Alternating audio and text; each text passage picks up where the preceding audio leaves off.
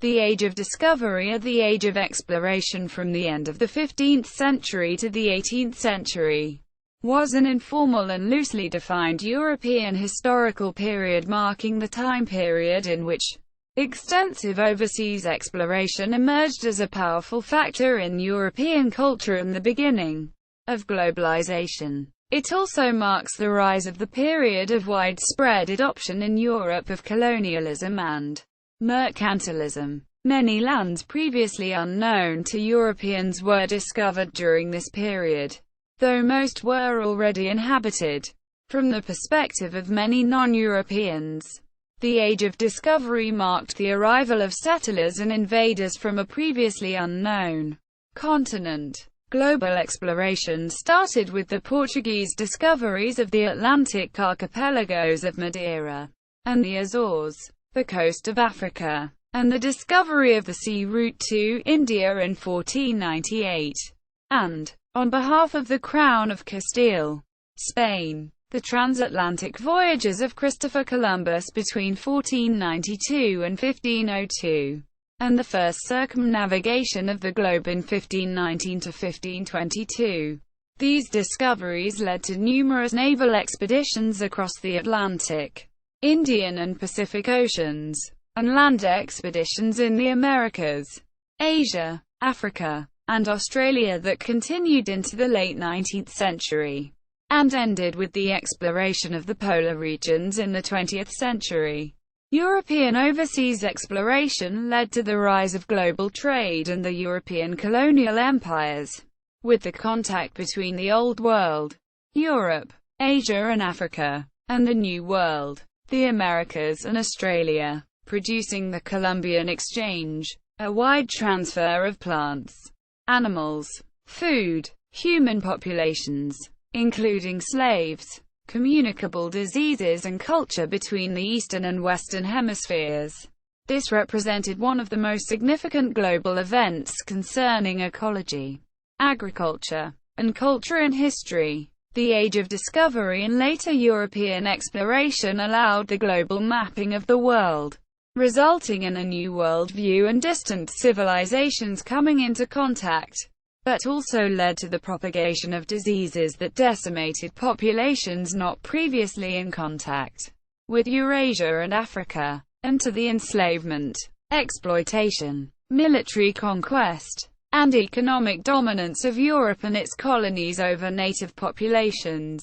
It also allowed for the expansion of Christianity throughout the world with the spread of missionary activity, becoming the world's largest religion.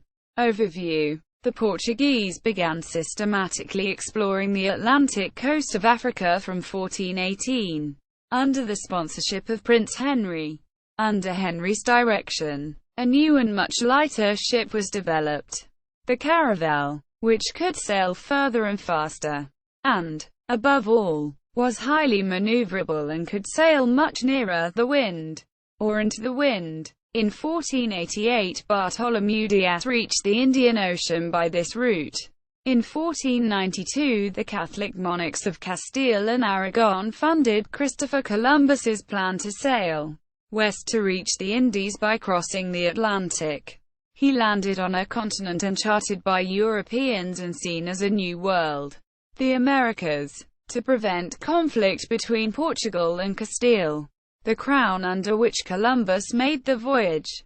The Treaty of Tordesillas was signed, dividing the world into two regions of exploration, where each had exclusive rights to claim newly discovered lands. In 1498, a Portuguese expedition commanded by Vasco da Gama reached India by sailing around Africa, opening up direct trade with Asia, while other exploratory fleets were sent from Portugal to northern North America. In the following years, Portuguese India armadas also extended this east and oceanic route, touching sometimes South America and by this way opening a circuit from the New World to Asia. Starting in 1500, under the command of Pedro Álvares Cabral, and explored islands in the South Atlantic and southern Indian Oceans. Soon, the Portuguese sailed further eastward, to the valuable Spice Islands in 1512. landing in China 1 year later. In 1513, Spanish Vasco Núñez de Balboa crossed the Isthmus of Panama and reached the other sea from the New World. Thus, Europe first received news of the Eastern and Western Pacific within a 1-year span around 1512. East and West exploration overlapped in 1522, when a Castilian, Spanish, expedition, led by Portuguese navigator Ferdinand Magellan and later by Spanish Basque navigator Juan Sebastián Elcano, sailing westward, completed the first circumnavigation of the world, while Spanish conquistadors explored the inland of the Americas, and later, some of the South Pacific islands. Since 1495, the French and English and, much later, the Dutch entered the race of exploration after learning of these exploits, defying the Iberian monopoly on maritime trade by searching for new routes, first to the western coasts of North and South America, through the first English and French expeditions, starting with the first expedition of John Cabot in 1497 to the north, in the service of England, followed by the French expeditions to South America and later to North America, and into the Pacific Ocean around South America, but eventually by following the Portuguese around Africa into the Indian Ocean, discovering Australia in 1606, New Zealand in 1642, and Hawaii in 1778. Meanwhile, from the 1580s to the 1640s, Russians explored and conquered almost the whole of Siberia and Alaska in the 1730s. Background: European medieval knowledge about Asia beyond the reach of the Byzantine Empire was sourced in partial reports, often obscured by legends, dating back from the time of the conquest of Alexander the Great and his successors. Another source was the Rajanite Jewish trade networks of merchants established as go-betweens between Europe and the Muslim world during the time of the Crusader states. In 1154, the Arab geographer Muhammad al-Idrisi created a description of the world and a world map, the Tabula Rogeriana, at the court of King Roger II of Sicily. But still Africa was only partially known to either Christians, Genoese and Venetians, or the Arab seamen, and its southern extent unknown. There were reports of Great African Sahara, but the factual knowledge was limited for the Europeans to the Mediterranean coasts and little else, since the Arab blockade of North Africa precluded exploration inland. Knowledge about the Atlantic African coast was fragmented and derived mainly from Old Greek and Roman maps based on Carthaginian knowledge, including the time of Roman exploration of Mauritania. The Red Sea was barely known, and only trade links with the maritime republics, the Republic of Venice especially, fostered collection of accurate maritime knowledge. Indian Ocean trade routes were sailed by Arab traders between 1405 and 1421. The Yongle Emperor of Ming China sponsored a series of long-range tributary missions under the command of Zheng He, Cheng Ho. The fleets visited Arabia, East Africa, India, maritime Southeast Asia and Thailand.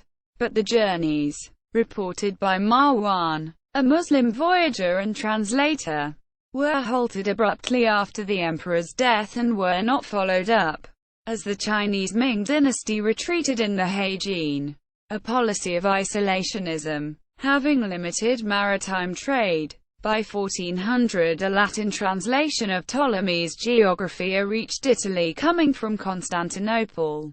The rediscovery of Roman geographical knowledge was a revelation, both for map-making and worldview, although reinforcing the idea that the Indian Ocean was landlocked.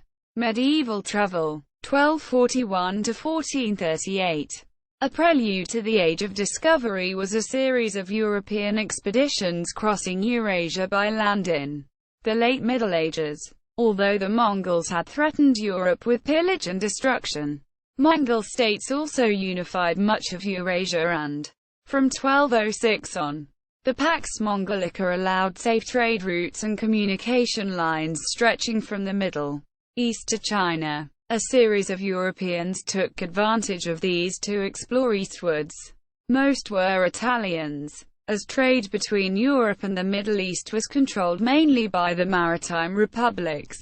The close Italian links to the Levant raised great curiosity and commercial interest in countries which lay further east. Christian embassies were sent as far as Karakorum during the Mongol invasions of Syria, from which they gained a greater understanding of the world. The first of these travelers was Giovanni da Pian del Carpine, dispatched by Pope Innocent IV to the Great Khan, who journeyed to Mongolia and back from 1241 to 1247. About the same time, Russian Prince Yaroslav of Vladimir, and subsequently his sons Alexander Nevsky and Andrei II of Vladimir, traveled to the Mongolian capital. Though having strong political implications, their journeys left no detailed accounts. Other travelers followed, like French André de Longjumeau and Flemish William of Rubruck, who reached China through Central Asia. Marco Polo, a Venetian merchant, dictated an account of journeys throughout Asia from 1271 to 1295, describing being a guest at the Yuan dynasty court of Kublai Khan in travels, and it was read throughout Europe. In 1291, in a first Atlantic exploration attempt, merchant brothers Vadino and Ugolino Vivaldi sailed from Genoa with 2 galleys but disappeared off the Moroccan coast, feeding the fears of oceanic travel. From 1325 to 1354, a Moroccan scholar from Tangier, Ibn Battuta, journeyed through North Africa, the Sahara Desert, West Africa, Southern Europe, Eastern Europe, the Horn of Africa, the Middle East and Asia. Having reached China, after returning, he dictated an account of his journeys to a scholar he met in Granada. The Rilla, the journey, the unheralded source on his adventures. Between 1357 and 1371, a book of supposed travels compiled by John Mandeville acquired extraordinary popularity. Despite the unreliable and often fantastical nature of its accounts, it was used as a reference for the East, Egypt, and the Levant in general, asserting the old belief that Jerusalem was the center of the world. Following the period of Timurid relations with Europe, in 1439 Niccolo de Conte published an account of his travels as a Muslim merchant to India and Southeast Asia, and later in 1466 to 1472, Russian merchant Afanasy Nikitin of Tver traveled to India, which he described in his book A Journey Beyond the Three Seas. These overland journeys had little immediate effect. The Mongol Empire collapsed almost as quickly as it formed, and soon the route to the east became more difficult and dangerous. The Black Death of the 14th century also blocked travel and trade. The rise of the Ottoman Empire further limited the possibilities of European overland trade. Chinese missions, 1405 to 1433. The Chinese had wide connections through trade in Asia and had been sailing to Arabia, East Africa, and Egypt since the Tang dynasty, AD 618 to 907. Between 1405 and 1421, the Third Ming Emperor Yongle sponsored a series of long-range tributary missions in the Indian Ocean under the command of Admiral Zheng He. Cheng Ho. A large fleet of new junk ships was prepared for these international diplomatic expeditions. The largest of these junks, that the Chinese termed Baoshuan, treasure ships, may have measured 121 meters, 400 feet, stem to stern, and thousands of sailors were involved. The first expedition departed in 1405. At least 7 well-documented expeditions were launched, each bigger and more expensive than the last. The fleets visited Arabia, East Africa, India, Malay Archipelago and Thailand, at the time called Siam. exchanging goods along the way. They presented gifts of gold, silver, porcelain and silk. In return, received such novelties as ostriches, zebras, camels, ivory and giraffes. After the emperor's death, Zheng He led a final expedition departing from Nanking in 1431 and returning to Beijing in 1433. It is very likely that this last expedition reached as far as Madagascar. The travels were reported by Marwan, a Muslim voyager and translator who accompanied Zheng He on 3 of the 7 expeditions.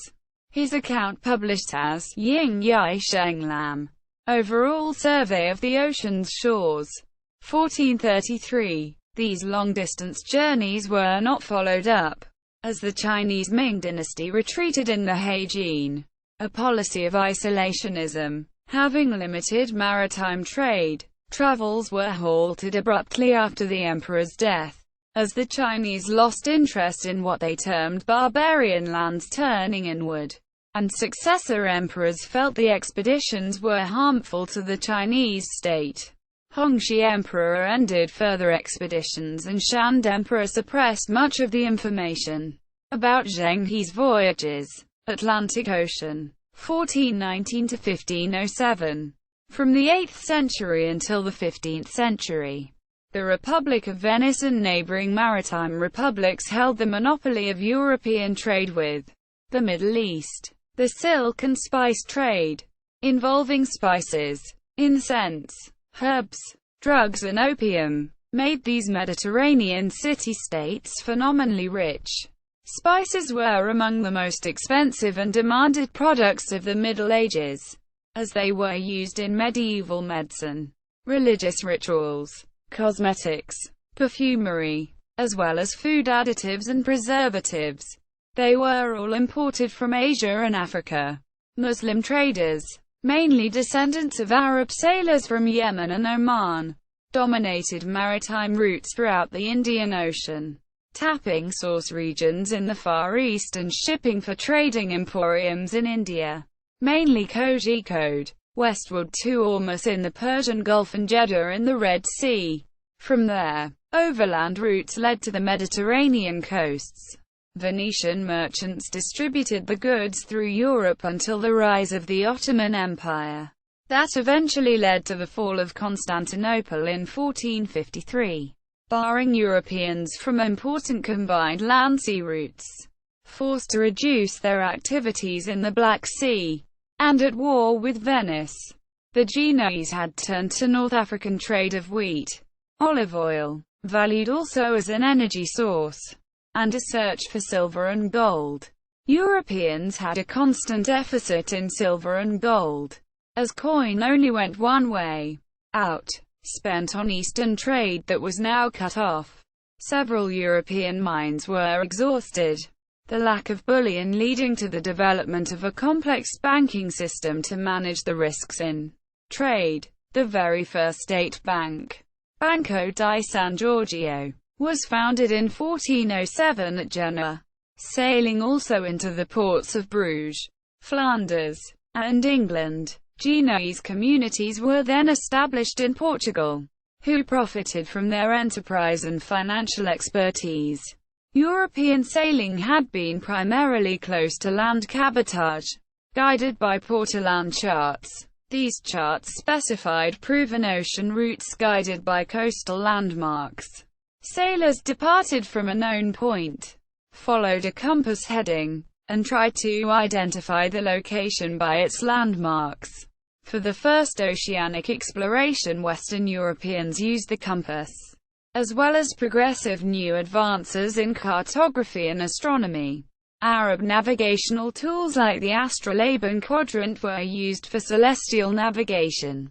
Portuguese exploration. In 1297, with the Portuguese part of the Reconquista completed, King Diniz of Portugal took personal interest in exports, and in 1317 he made an agreement with Genoese merchant sailor Manuel Pessanha, appointing him first admiral of the Portuguese navy, with the goal of defending the country against Muslim pirate raids.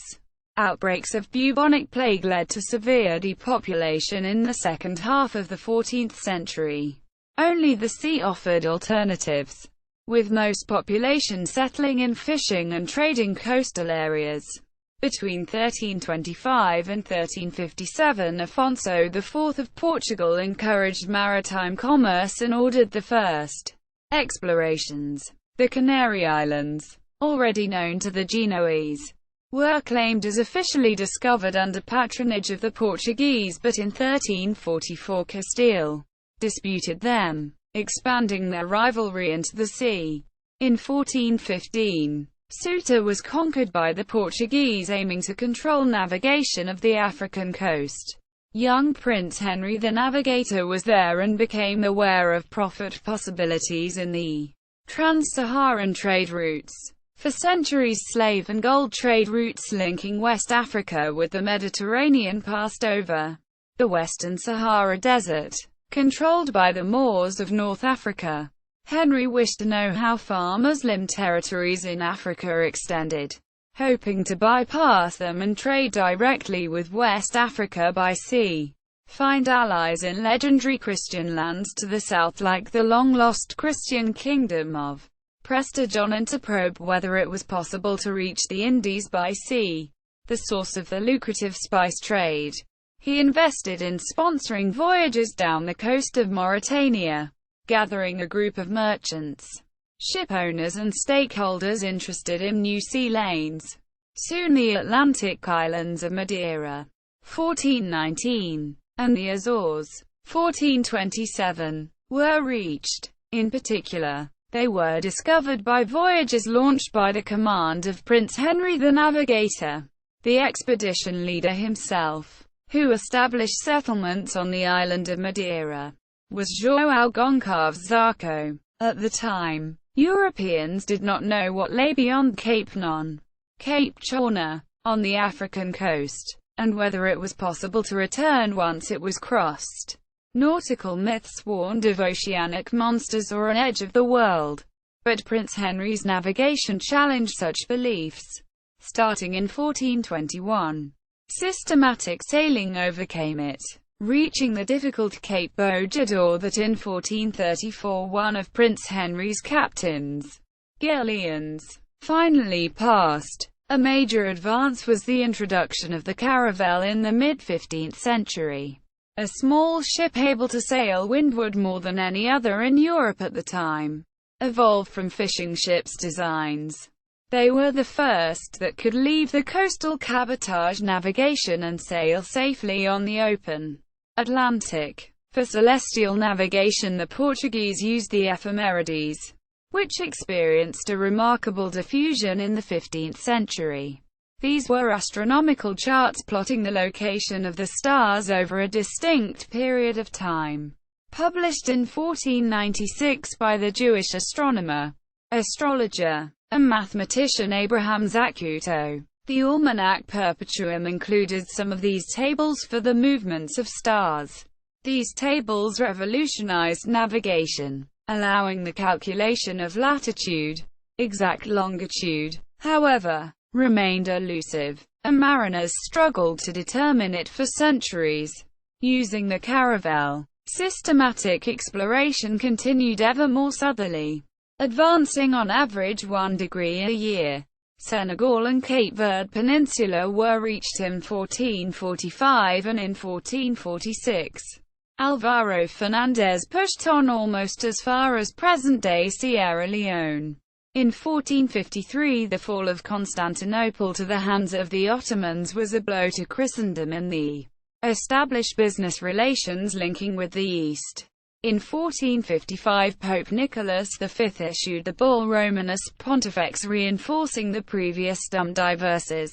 1452, granting all lands and seas discovered beyond Cape Bojador to King Afonso V of Portugal and his successors, as well as trade and conquest against Muslims and pagans, initiating a mercantilism policy in the Atlantic.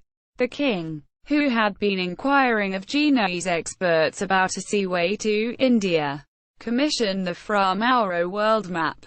which arrived in Lisbon in 1459. In 1456, Diogo Gomes reached the Cape Verde archipelago.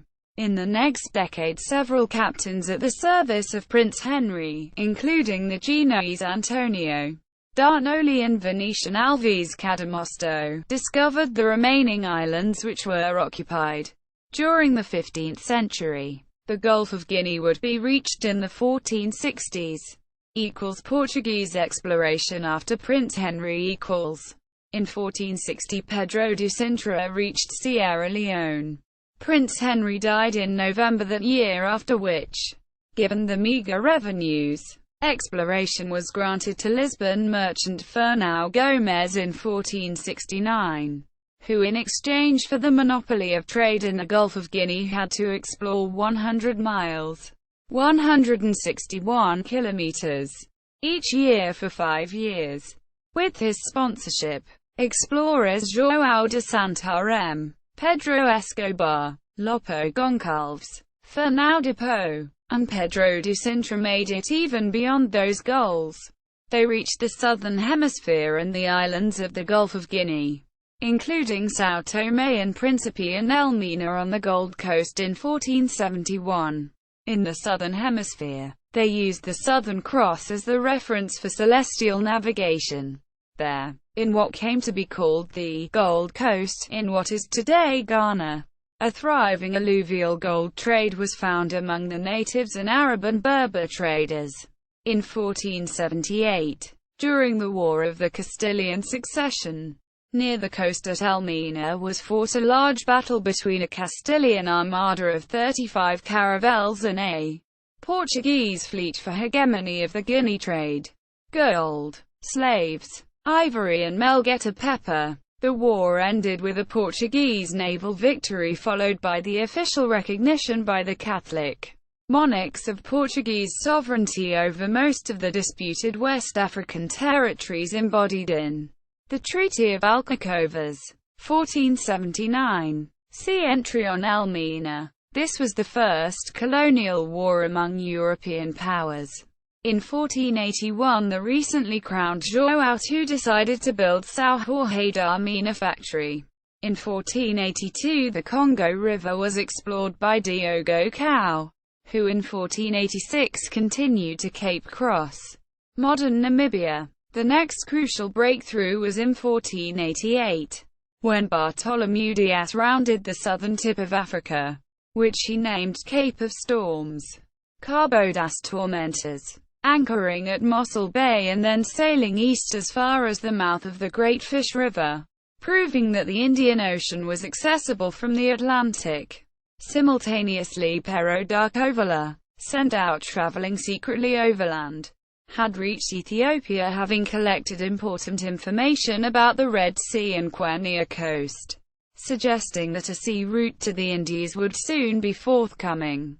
Soon the Cape was renamed by King John II of Portugal the Cape of Good Hope, Cabo da Boa Esperança, because of the great optimism engendered by the possibility of a sea route to India, proving false the view that had existed since Ptolemy that the Indian Ocean was landlocked. Based on much later stories of the phantom island known as Bacurau and the carvings on Dighton rock, some have speculated that Portuguese explorer João Vaz Corte-Real discovered Newfoundland in 1473, but the sources cited are considered by mainstream historians to be unreliable and unconvincing. Spanish exploration. Columbus and the West Indies. Portugal's neighboring fellow Iberian rival, Castile, had begun to establish its rule over the Canary Islands, located off the West African coast, in 1402, but then became distracted by internal Iberian politics and the repelling of Islamic invasion attempts and raids through most of the 15th century. Only late in the century, following the unification of the crowns of Castile and Aragon and the completion of the Reconquista, did an emerging modern Spain become fully committed to the search for new trade routes overseas. The Crown of Aragon had been an important maritime potentate in the Mediterranean, controlling territories in eastern Spain. southwestern France, major islands like Sicily, Malta, and the Kingdom of Naples and Sardinia, with mainland possessions as far as Greece.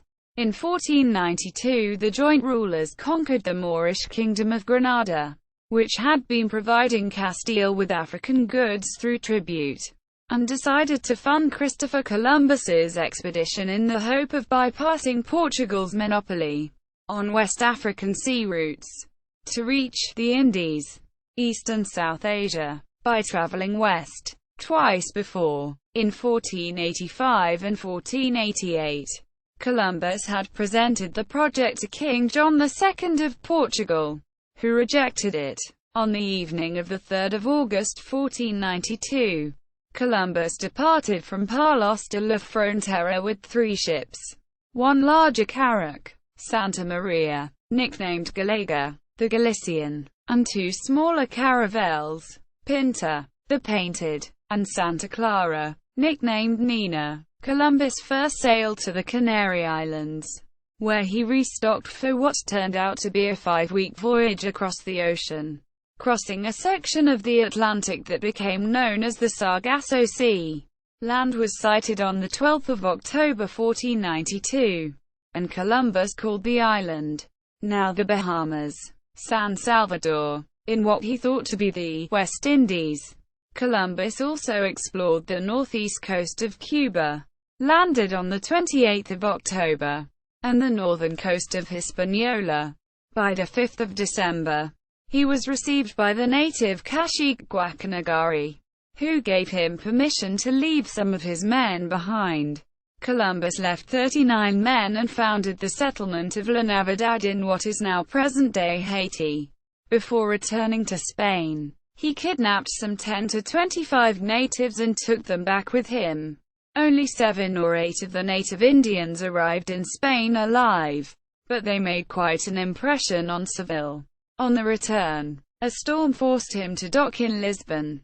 On 4 March 1493, after a week in Portugal, he set sail for Spain and on 15 March 1493 arrived in Barcelona, where he reported to Queen Isabella and King Ferdinand.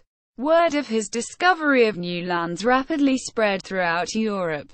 Columbus and other Spanish explorers were initially disappointed with their discoveries. Unlike Africa or Asia, the Caribbean islanders had little to trade with the Castilian ships. The islands thus became the focus of colonization efforts. It was not until the continent itself was explored that Spain found the wealth it had sought. Treaty of Tordesillas, 1494. Shortly after Columbus's return from what would later be called the West Indies, a division of influence became necessary to avoid conflict between the Spanish and Portuguese. On 4 May 1493, 2 months after Columbus's arrival, the Catholic monarchs received a bull, Inter Caetera, from Pope Alexander VI stating that all lands west and south of a pole-to-pole line 100 leagues west and south of the Azores or the Cape Verde Islands should belong to Castile and, later, all mainlands and islands then belonging to India. It did not mention Portugal, which could not claim newly discovered lands east of the line. King John II of Portugal was not pleased with the arrangement, feeling that it gave him far too little land, preventing him from reaching India, his main goal. He then negotiated directly with King Ferdinand and Queen Isabella of Spain to move the line west, and allowing him to claim newly discovered lands east of it. An agreement was reached in 1494, with the Treaty of Tordesillas that divided the world between the two powers. In this treaty the Portuguese received everything outside Europe east of a line that ran 370 leagues west of the Cape Verde Islands, already Portuguese, and the islands discovered by Christopher Columbus on his first voyage, claimed for Spain, named in the treaty as Asii Pungu and Antilia, Cuba and Hispaniola. This gave them control over Africa, Asia and East and South America. Brazil, the Spanish, Castile, received everything west of this line. At the time of negotiation, the treaty split the known world of Atlantic islands roughly in half, with the dividing line about halfway between Portuguese Cape Verde and the Spanish discoveries in the Caribbean. Pedro Álvares Cabral encountered in 1500 what is now known as the Brazilian coast, originally thought to be a large island, since it was east of the dividing line. He claimed it for Portugal, and this was respected by the Spanish. Portuguese ships sailed west into the Atlantic to get favorable winds for the journey to India, and this is where Cabral was headed on his journey. In a corridor the treaty was negotiated to protect. Some suspect the Portuguese had secretly discovered Brazil earlier, and this is why they had the line moved eastward and how Cabral found it. But there is no reliable evidence of this. Others suspect Duarte Pacheco Pereira secretly discovered Brazil in 1498, but this not considered credible by mainstream historians. Later the Spanish territory would prove to include huge areas of the continental mainland of North and South America. Though Portuguese-controlled Brazil would expand across the line, and settlements by other European powers ignored the treaty. A New World. Americas. Very little of the divided area had actually been seen by Europeans, as it was only divided by a geographical definition rather than control on the ground. Columbus's first voyage in 1492 spurred maritime exploration and, from 1497, a number of explorers headed west. North America =. That year John Cabot, also a commissioned Italian, got letters patent from King Henry VII of England, sailing from Bristol, probably backed by the local Society of Merchant Venturers.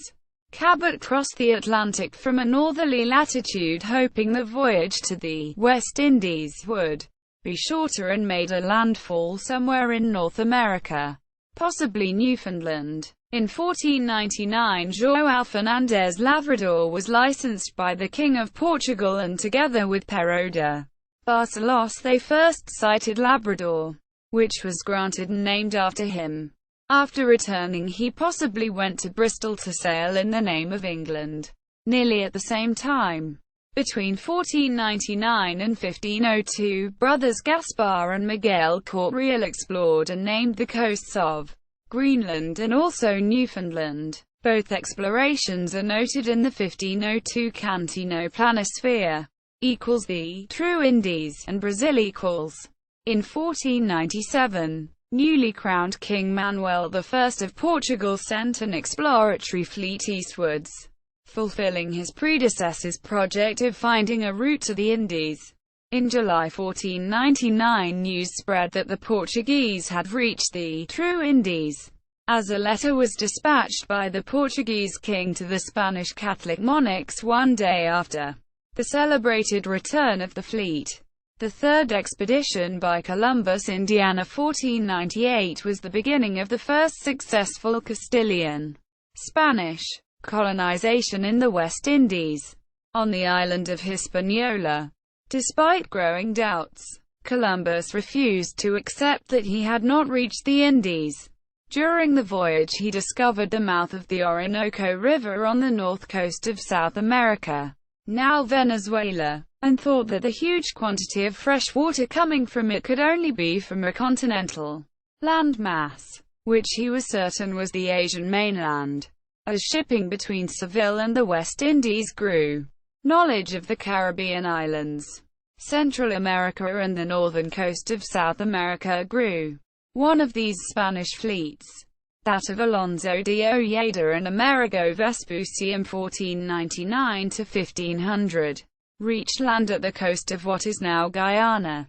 When the two explorers seemed to have separated in opposite directions, Vespucci sailed southward, discovering the mouth of the Amazon River in July 1499, and reaching 6 degrees south, in present-day northeast Brazil, before turning around. In the beginning of 1500, Vicente Yanez Pinzon was blown off course by a storm and reached what is now the northeast coast of Brazil on 26 January 1500, exploring as far south as the present-day state of Pernambuco.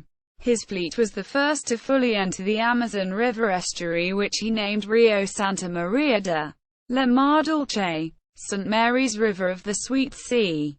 However, the land was too far east for the Castilians to claim under the Treaty of Tordesillas. But the discovery created Castilian, Spanish, interest, with a second voyage by Pinzon in 1508. An expedition that coasted the northern coast to the Central American coastal mainland, in search of a passage to the east, and a voyage in 1515–16 by a navigator of the 1508 expedition, Juan Diaz de Solis. The 1515–16 expedition was spurred on by reports of Portuguese exploration of the region. See below. It ended when de Solis and some of his crew disappeared when exploring a River Plate river in a boat. But what it found reignited Spanish interest, and colonization began in 1531. In April 1500, the Second Portuguese India Armada, headed by Pedro Álvares Cabral, with a crew of expert captains, including Bartolomeu Dias and Nicolò Coelho, encountered the Brazilian coast as it swung westward in the Atlantic while performing a large volta de mar to avoid becalming in the Gulf of Guinea. On 21 April 1500 a mountain was seen and was named Monte Pascoal, and on the 22nd of April Cabral landed on the coast. On the 25th of April the entire fleet sailed into the harbour they named Porto Seguro, Port Secure. Cabral perceived that the new land lay east of the line of Tordesillas, and sent an envoy to Portugal with the discovery and letters, including the letter of Pero Vaz de Caminha, believing the land to be an island. He named it Ilha de Vera Cruz, Island of the True Cross. Some historians have suggested that the Portuguese may have encountered the South American bulge earlier while sailing the Volta de Mar. Hence the insistence of John II in moving the line west of Tordesillas in 1494. So his landing in Brazil may not have been an accident, although John's motivation may have simply been to increase the chance of claiming new lands in the Atlantic. From the east coast, the fleet then turned eastward to resume the journey to the southern tip of Africa and India. Cabral was the first captain to touch 4 continents, leading the first expedition that connected and united Europe, Africa, the New World, and Asia. At the invitation of King Manuel I of Portugal, Amerigo Vespucci, a Florentine who had been working for a branch of the Medici Bank in Seville since 1491, fitting oceanic expeditions and traveling twice to the Guianas with Juan de la Cosa in the service of Spain, participated as observer in these exploratory voyages to the east coast of South America. The expeditions became widely known in Europe after 2 accounts attributed to him, published between 1502 and 1504, suggested that the newly discovered lands were not the Indies but a New World. The Mundus Novus, Latin title of a contemporary document based on Vespucci letters to Lorenzo di Pierfrancesco de' Medici, which had become widely popular in Europe. It was soon understood that Columbus had not reached Asia but had found a new continent, the Americas. The Americas were named in 1507 by cartographers Martin Waldseemüller and Matthias Ringman, probably after Amerigo Vespucci, in 1501 to 1502. One of these Portuguese expeditions, led by Goncalo Coelho, and/or André Goncalves or Gaspar de Lemos, sailed south along the coast of South America to the bay of present-day Rio de Janeiro. Amerigo Vespucci's account states that the expedition reached the latitude, South Pole elevation, 52 degrees south, in the cold latitudes of what is now southern Patagonia, possibly near the strait, before turning back. Vespucci wrote that they headed toward the southwest and south, following a long, unbending coastline, apparently coincident with the southern South American coast. This seems controversial, since he changed part of his description in the subsequent letter, stating a shift from about 32 degrees south, southern Brazil, to south-southeast, to open sea, maintaining, however, that they reached 50 degrees, 52 degrees south. If it was by his own decision or by D. Manuel's censors who had to pressure him to alter his account, because he had revealed far too much to Lorenzo de' Medici and into the public domain, is unknown. In 1503, Bartolomeu de Gonville, challenging the Portuguese policy of mercantilism, led one of the earliest French, Norman and Breton expeditions to Brazil. He intended to sail to the East Indies, but near the Cape of Good Hope his ship was diverted to west by a storm, and landed in the present-day state of Santa Catarina, southern Brazil, on 5 January 1504. In 1511–1512, Portuguese captains João de Lisboa and Estevão de Froy reached the River Plate estuary in present-day Uruguay and Argentina, and went as far south as the present-day Gulf of San Matias at 42 degrees south, recorded in the Nieuwe Zeitung aus Presseland, meaning, new tidings from the land of Brazil.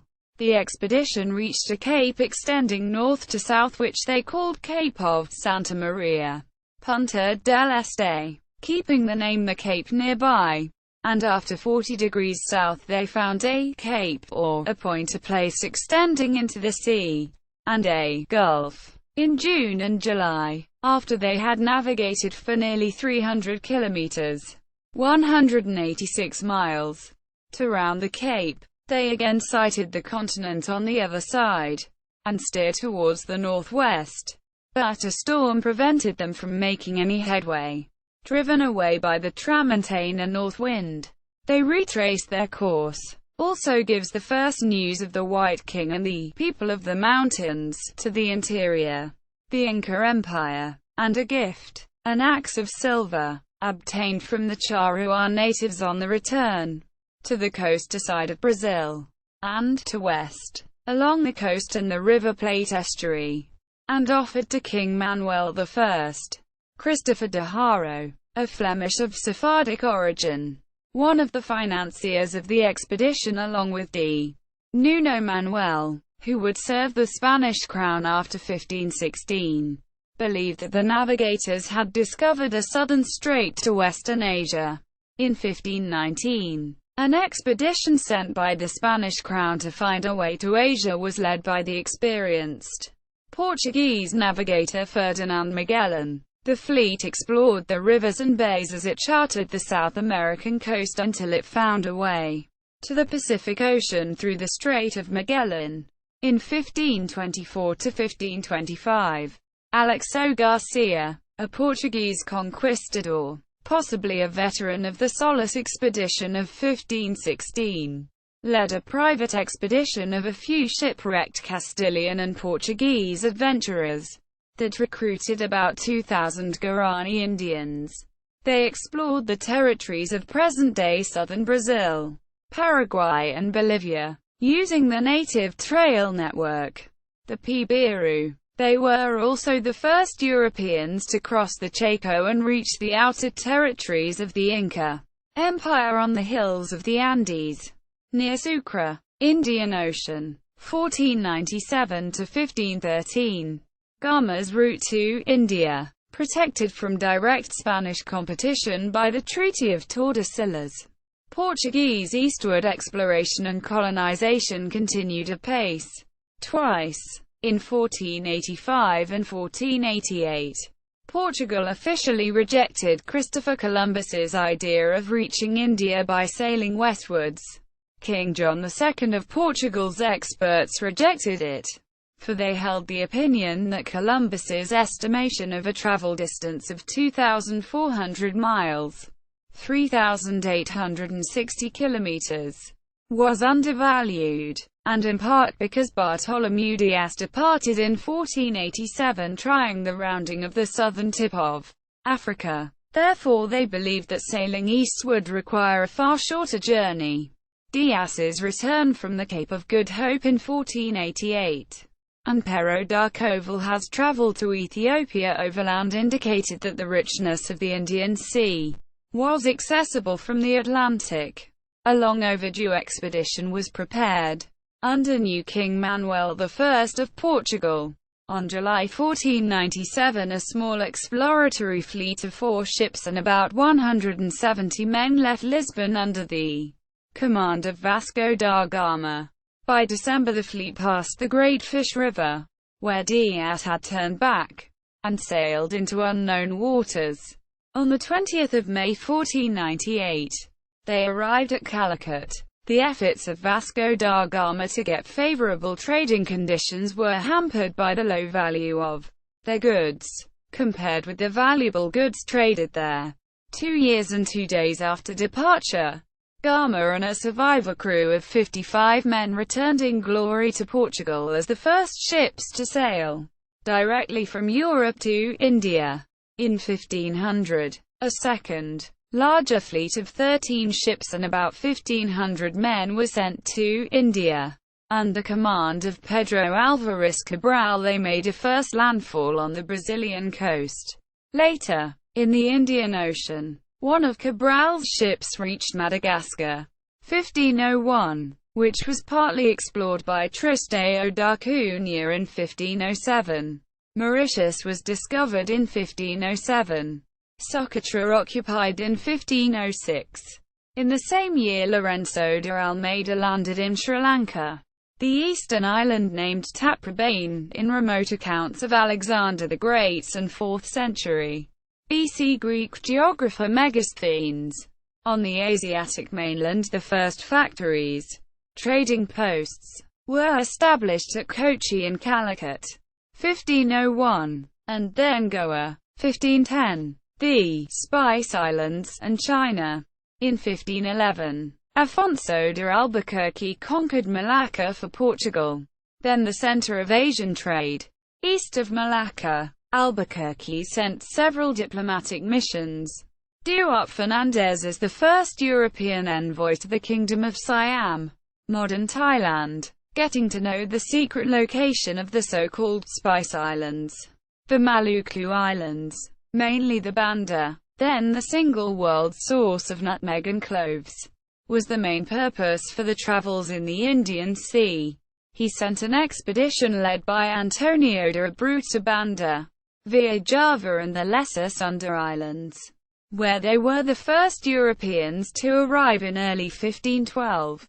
After taking a route through which they also reached first the islands of Buru, Ambon and Seram. From Banda Abreu returned to Malacca, while his vice-captain Francisco Serrao, after a separation forced by a shipwreck and heading north, reached once again Ambon and sank off Ternate, where he obtained a license to build a Portuguese fortress factory, the fort of São João Baptista de Ternate, which founded the Portuguese presence in the Malay archipelago.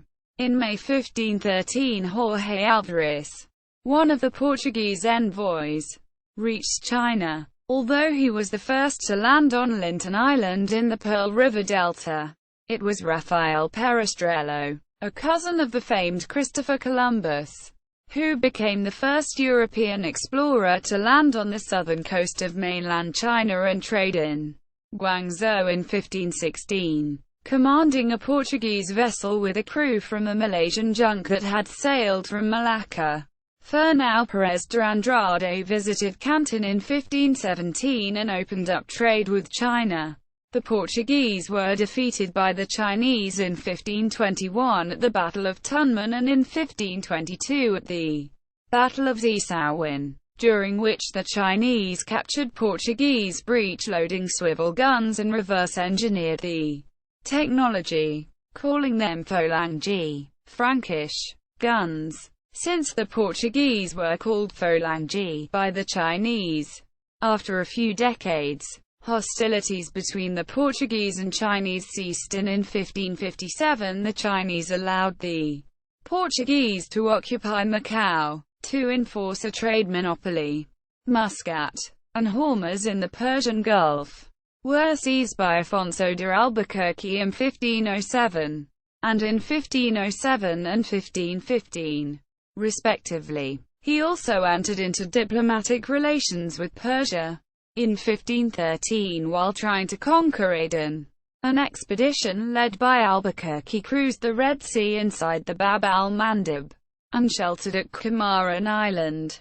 In 1521, a force under Antonio Correa conquered Bahrain, ushering in a period of almost 80 years of Portuguese rule of the Gulf archipelago. In the Red Sea, Massawa was the most northerly point frequented by the Portuguese until 1541, when a fleet under Estevão da Gama penetrated as far as Suez. Pacific Ocean, 1513 to 1529. Discovery of the Pacific Ocean. In 1513, about 40 miles, 64 kilometers, south of Acandi, in present-day Colombia, Spanish Vasco Núñez de Balboa heard unexpected news of an other sea, rich in gold, which he received with great interest. With few resources and using information given by caciques, he journeyed across the Isthmus of Panama with 190 Spaniards, a few native guides, and a pack of dogs. Using a small brigantine and 10 native canoes, they sailed along the coast and made landfalls. On September 6, the expedition was reinforced with 1,000 men, fought several battles, entered a dense jungle and climbed the mountain range along the Chacunac River from where this other sea could be seen. Balboa went ahead and, before noon September 25, he saw in the horizon an undiscovered sea, becoming the first European to have seen or reached the Pacific from the New World. The expedition descended towards the shore for a short reconnaissance trip, thus becoming the first Europeans to navigate the Pacific Ocean off the coast of the New World.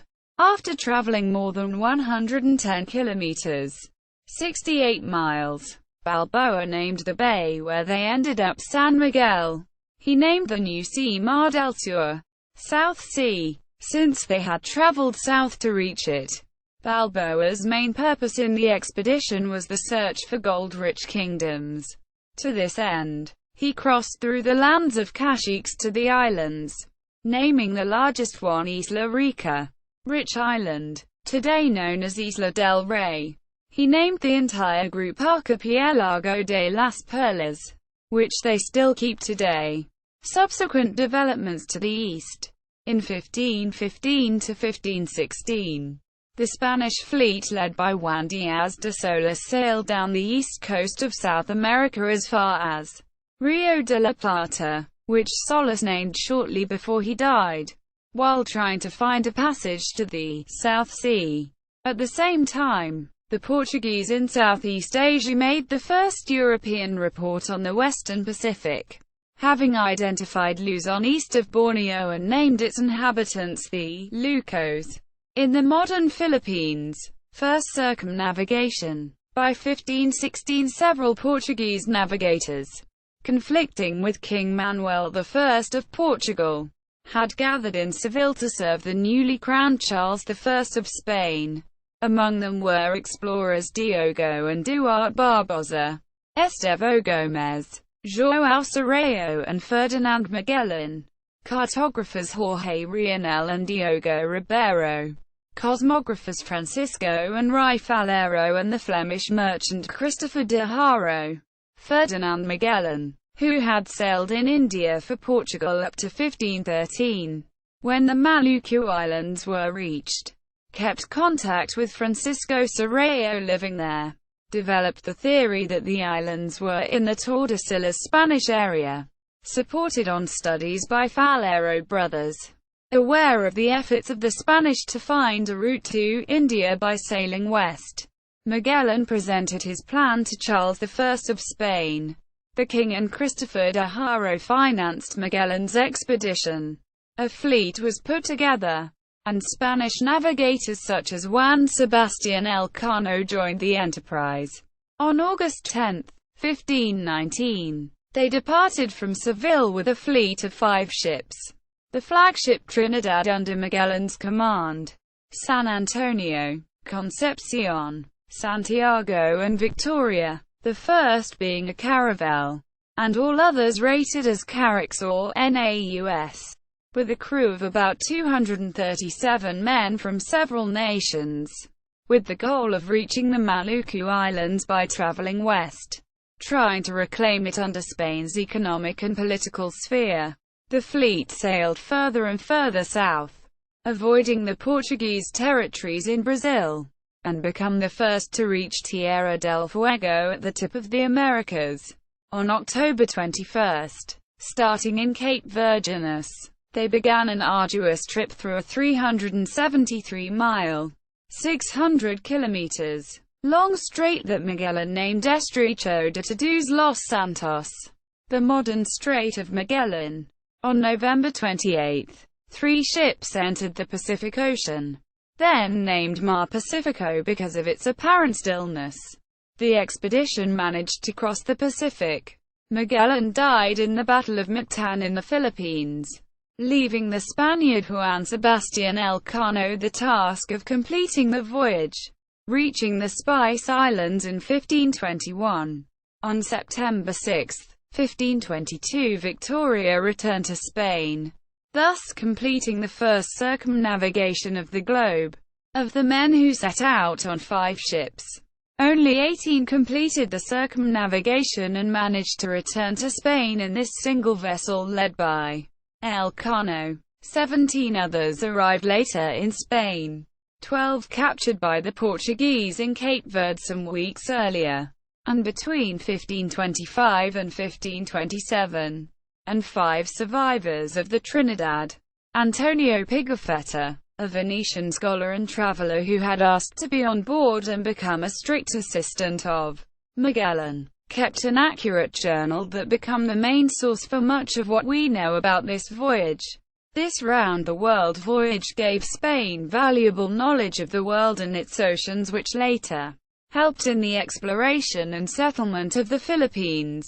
Although this was not a realistic alternative to the Portuguese route around Africa, the Strait of Magellan was too far south, and the Pacific Ocean too vast to cover in a single trip from Spain. Successive Spanish expeditions used this information to explore the Pacific Ocean and discovered routes that opened up trade between Acapulco, New Spain, present-day Mexico, and Manila in the Philippines. Westward and eastward exploration meet. Soon after Magellan's expedition, the Portuguese rushed to seize the surviving crew and built a fort in Ternate. In 1525, Charles I of Spain sent another expedition westward to colonize the Maluku Islands, claiming that they were in his zone of the Treaty of Tordesillas. The fleet of 7 ships and 450 men was led by Garcia Jafre de Loaiza and included the most notable Spanish navigators, Juan Sebastián Elcano and Loaiza, who lost their lives then, and the young André de Urdaneta. Near the Strait of Magellan, one of the ships was pushed south by a storm, reaching 56 degrees south, where they thought seeing Earth's end. So Cape Horn was crossed for the first time. The expedition reached the islands with great difficulty, docking at Tidor. The conflict with the Portuguese established in nearby Ternate was inevitable, starting nearly a decade of skirmishes. As there was not a set eastern limit to the Tordesillas line, both kingdoms organized meetings to resolve the issue. From 1524 to 1529, Portuguese and Spanish experts met at Badajoz Elvas trying to find the exact location of the antimeridian of Tordesillas, which would divide the world into 2 equal hemispheres. Each crown appointed 3 astronomers and cartographers, 3 pilots and 3 mathematicians. Lopo Home, Portuguese cartographer and cosmographer, was in the board. along with cartographer Diogo Ribeiro on the Spanish delegation. The board met several times without reaching an agreement. The knowledge at that time was insufficient for an accurate calculation of longitude, and each group gave the islands to its sovereign. The issue was settled only in 1529, after a long negotiation, with the signing of Treaty of Zaragoza, that attributed the Maluku Islands to Portugal and the Philippines to Spain. Between 1525 and 1528, Portugal sent several expeditions around the Maluku Islands. Gómez de Sequeira and Diogo da Rocha were sent north by the governor of Ternate Jorge de Menezes, being the first Europeans to reach the Caroline Islands, which they named Islands de Sequeira. In 1526, Jorge de Menezes docked on Biak and Waigeo Islands, Papua New Guinea. Based on these explorations stands the theory of Portuguese discovery of Australia, one among several competing theories about the early discovery of Australia, supported by Australian historian Kenneth McIntyre, stating it was discovered by Cristóvão de Mendonça and Gómez de Sequeira. In 1527, Hernán Cortés fitted out a fleet to find new lands in the South Sea, Pacific Ocean, asking his cousin Álvaro de Saavedra Cerón to take charge. On October 31 of 1527, Saavedra sailed from New Spain, crossing the Pacific and touring the north of New Guinea, then named Isla de Oro.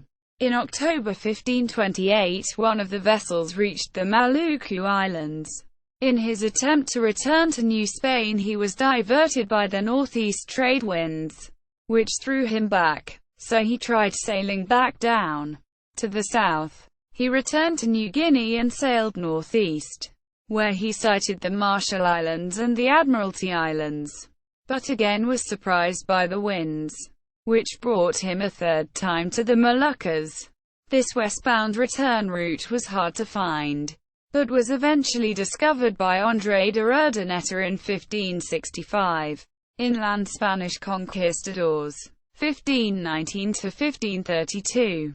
Rumors of undiscovered islands northwest of Hispaniola had reached Spain by 1511, and King Ferdinand II of Aragon was interested in forestalling further exploration. While Portuguese were making huge gains in the Indian Ocean, the Spanish invested in exploring inland in search of gold and valuable resources. The members of these expeditions, the conquistadors, came from a variety of backgrounds including artisans, merchants, clergy, lesser nobility and freed slaves.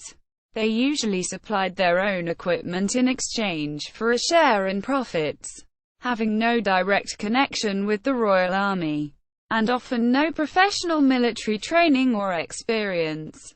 In the Americas, the Spanish found a number of empires that were as large and populous as those in Europe. However, small bodies of conquistadors, with large armies of indigenous Americans groups, managed to conquer these states. During this time, pandemics of European disease such as smallpox devastated the indigenous populations.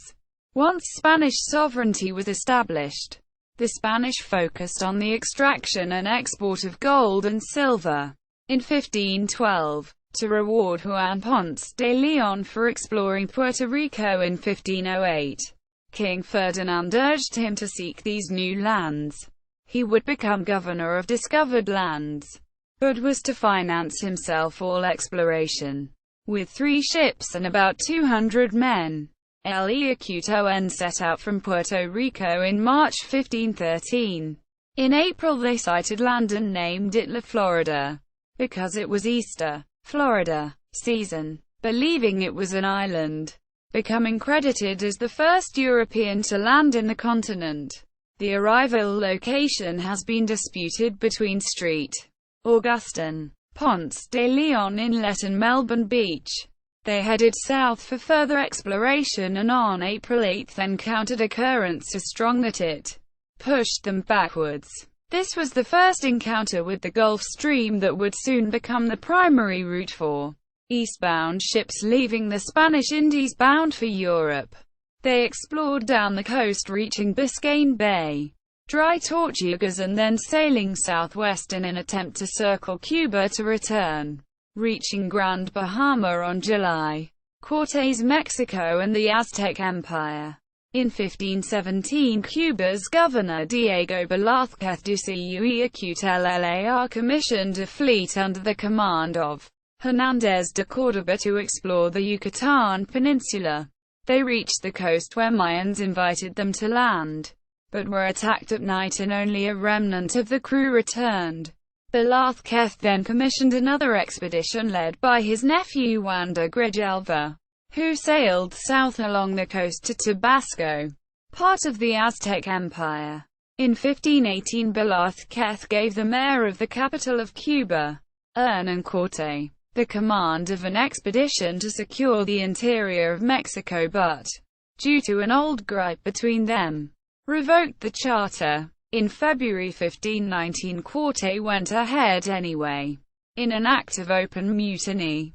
With about 11 ships, 500 men, 13 horses and a small number of cannons, he landed in Yucatan, in Mayan territory, claiming the land for the Spanish crown. From Trinidad he proceeded to Tabasco and won a battle against the natives. Among the vanquished was La Malinche, his future mistress, who knew both Aztec, Nahuatl language and Maya, becoming a valuable interpreter and counselor. Through her, Cortés learned about the wealthy Aztec Empire. In July his men took over Veracruz and he placed himself under direct orders of new King Charles I of Spain. There Cortés asked for a meeting with Aztec Emperor Montezuma II, who repeatedly refused. They headed to Tenochtitlan and on the way made alliances with several tribes. In October, accompanied by about 3,000 Tlaxcaltec, they marched to Cholula, the second largest city in central Mexico, either to instill fear upon the Aztecs waiting for him or, as he later claimed, wishing to make an example when he feared native treachery. They massacred thousands of unarmed members of the nobility gathered at the central plaza and partially burned the city. Arriving in Tenochtitlan with a large army, on November 8 they were peacefully received by Moctezuma II, who deliberately let Cortés enter the heart of the Aztec Empire, hoping to know them better to crush them later. The emperor gave them lavish gifts in gold which enticed them to plunder vast amounts. In his letters to King Charles, Cortés claimed to have learned then that he was considered by the Aztecs to be either an emissary of the feathered serpent god Calcotl or Calcotl himself, a belief contested by a few modern historians.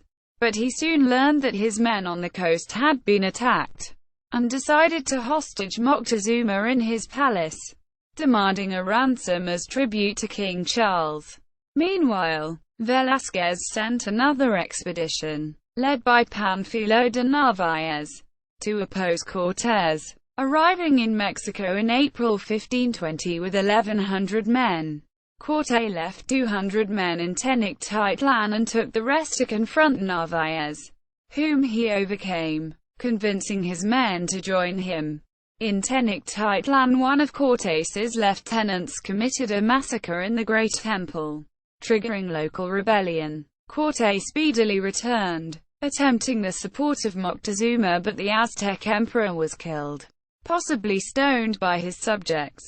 The Spanish fled for the Tlaxcaltec during the Noche Triste, where they managed a narrow escape while their backguard was massacred. Much of the treasure looted was lost during this panicked escape. After a battle in Otumba they reached Tlaxcala, having lost 870 men. Having prevailed with the assistance of allies and reinforcements from Cuba, Cortés besieged Tenochtitlan and captured its ruler Cuauhtémoc in August 1521.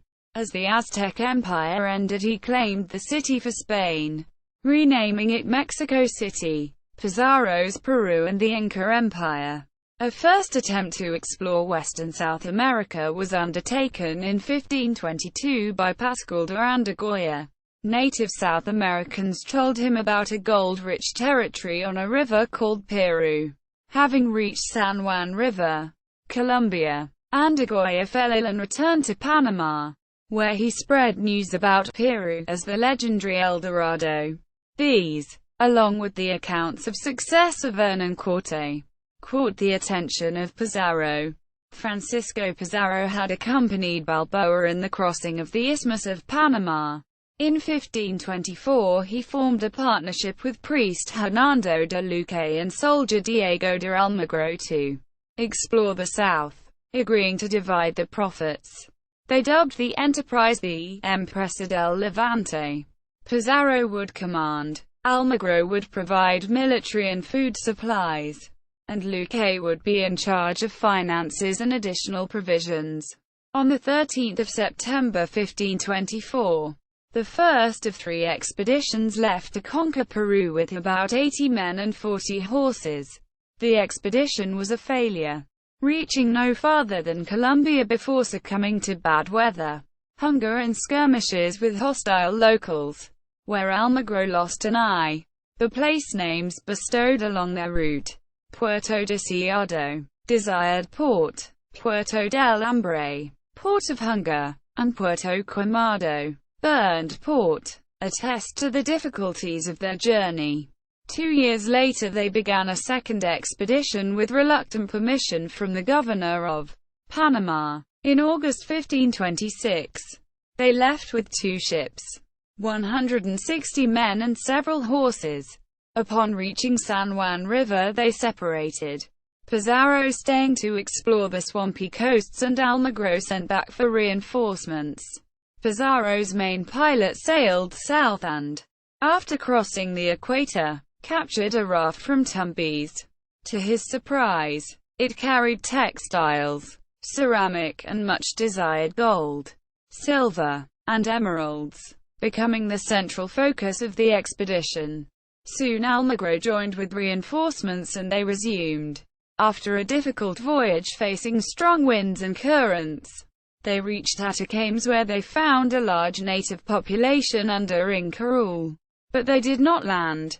Pizarro remained safe near the coast, while Almagro and Luque went back for reinforcements with proof of the rumored gold. The new governor outright rejected a third expedition and ordered 2 ships to bring everyone back to Panama. Almagro and Luque grasped the opportunity to join Pizarro.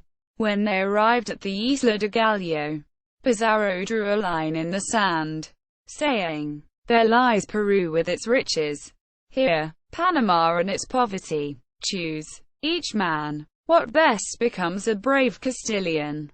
13 men decided to stay and became known as the famous 13. They headed for La Isla Gorgona, where they remained for 7 months before the arrival of provisions. They decided to sail south and, by April 1528, reached the northwestern Peruvian Tumbes region and were warmly received by local Tumbes. 2 of Pizarro's men reported incredible riches, including gold and silver decorations around the chief's house. They saw for the first time a llama which Pizarro called little camels. The natives named the Spanish children of the sun, for their fair complexion and brilliant armors. They decided then to return to Panama to prepare a final expedition. Before leaving they sailed south through territories they named such as Cabo Blanco, Port of Paita, Cetra, Punta de Aguja, Santa Cruz, and Trujillo, reaching the 9th degree south. In the spring of 1528, Pizarro sailed for Spain, where he had an interview with King Charles I. The king heard of his expeditions in lands rich in gold and silver and promised to support him. The capitulation de Toledo authorized Pizarro to proceed with the conquest of Peru. Pizarro was then able to convince many friends and relatives to join. His brothers Hernando Pizarro, Juan Pizarro, Gonzalo Pizarro and also Francisco de Orellana, who would later explore the Amazon River, as well as his cousin Pedro Pizarro. Pizarro's third and final expedition left Panama for Peru on 27 December 1530. With 3 ships and 180 men, they landed near Ecuador and sailed to Tumbes. Finding the place destroyed, they entered the interior and established the first Spanish settlement in Peru, San Miguel de Pura. One of the men returned with an Incan envoy and an invitation for a meeting. Since the last meeting, the Inca had begun a civil war and Atahualpa had been resting in northern Peru following the defeat of his brother Huáscar.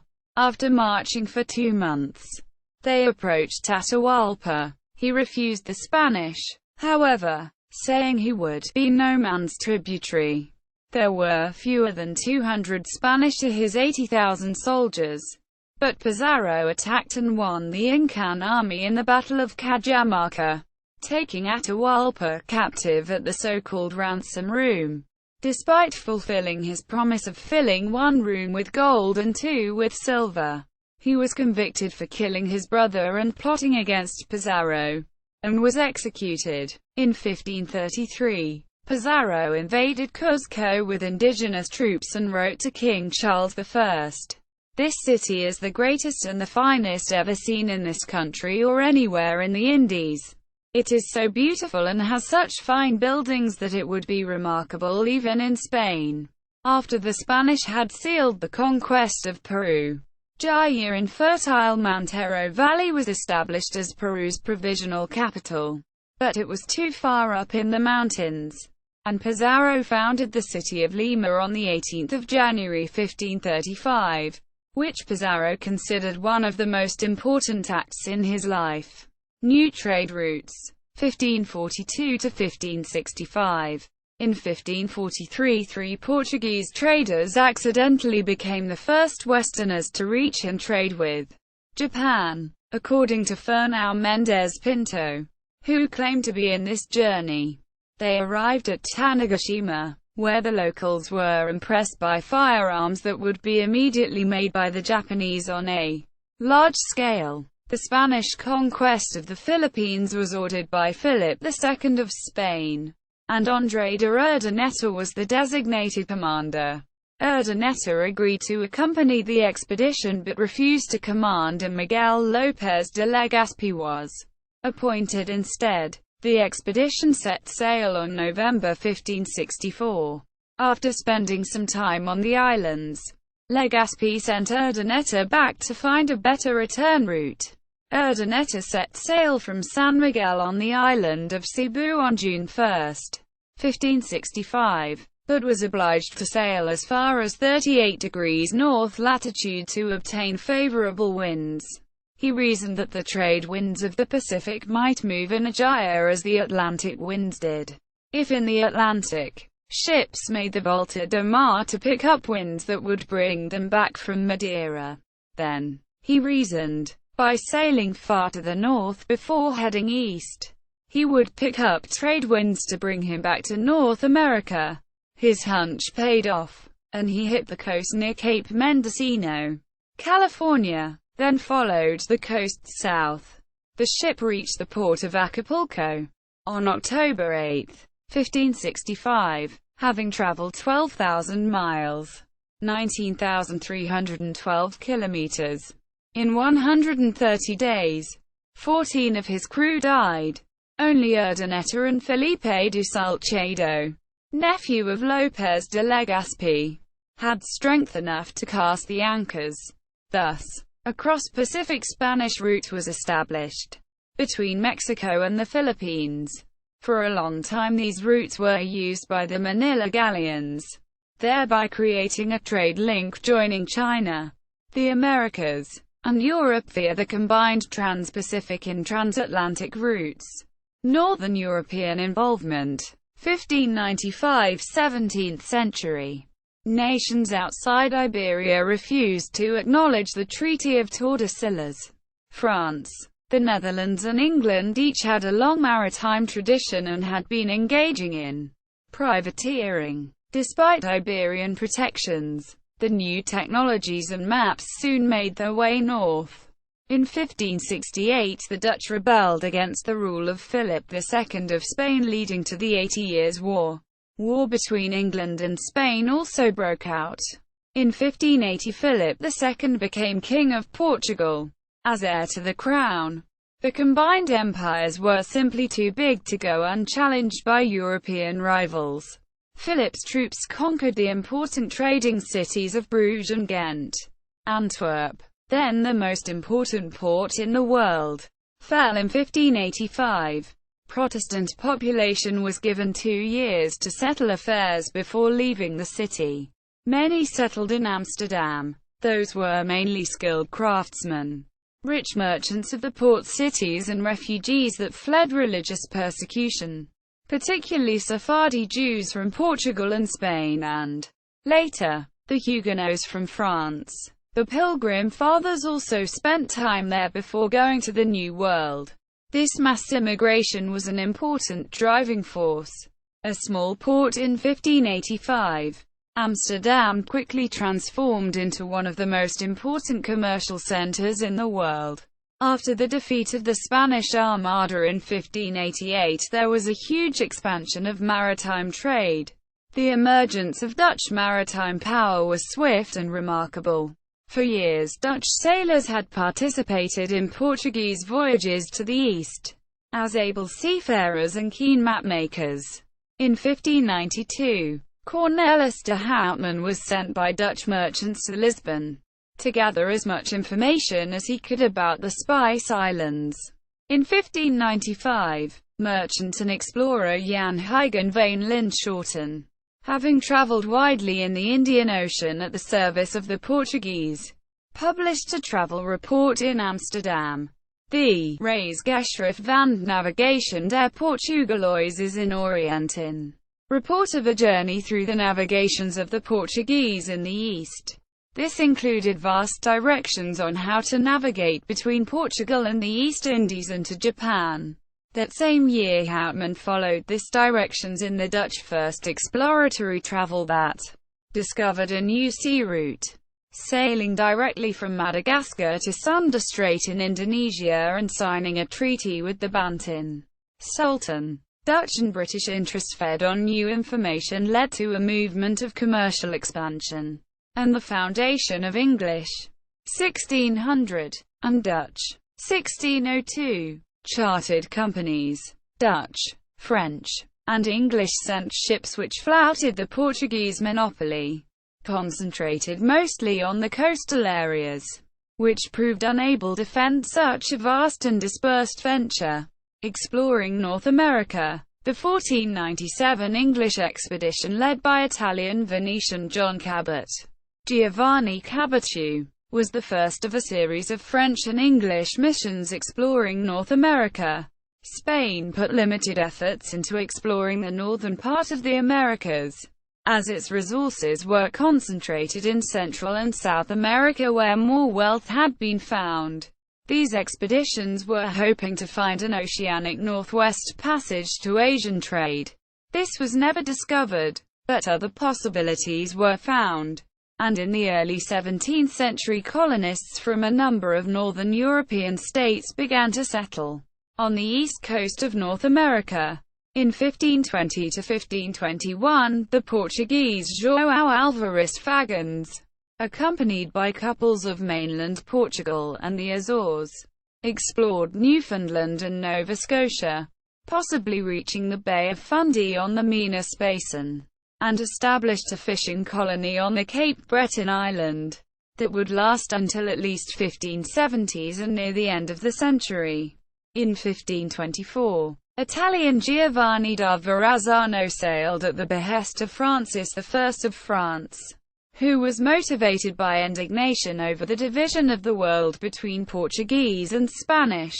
Verrazzano explored the Atlantic coast of North America, from South Carolina to Newfoundland, and was the first recorded European to visit what would later become the Virginia colony in the United States. In the same year Estevão Gomes, a Portuguese cartographer who'd sailed in Ferdinand Magellan's fleet, explored Nova Scotia, sailing south through Maine, where he entered New York Harbor, the Hudson River, and eventually reached Florida in August 1525. As a result of his expedition, the 1529 Diego Ribeiro world map outlines the east coast of North America almost perfectly.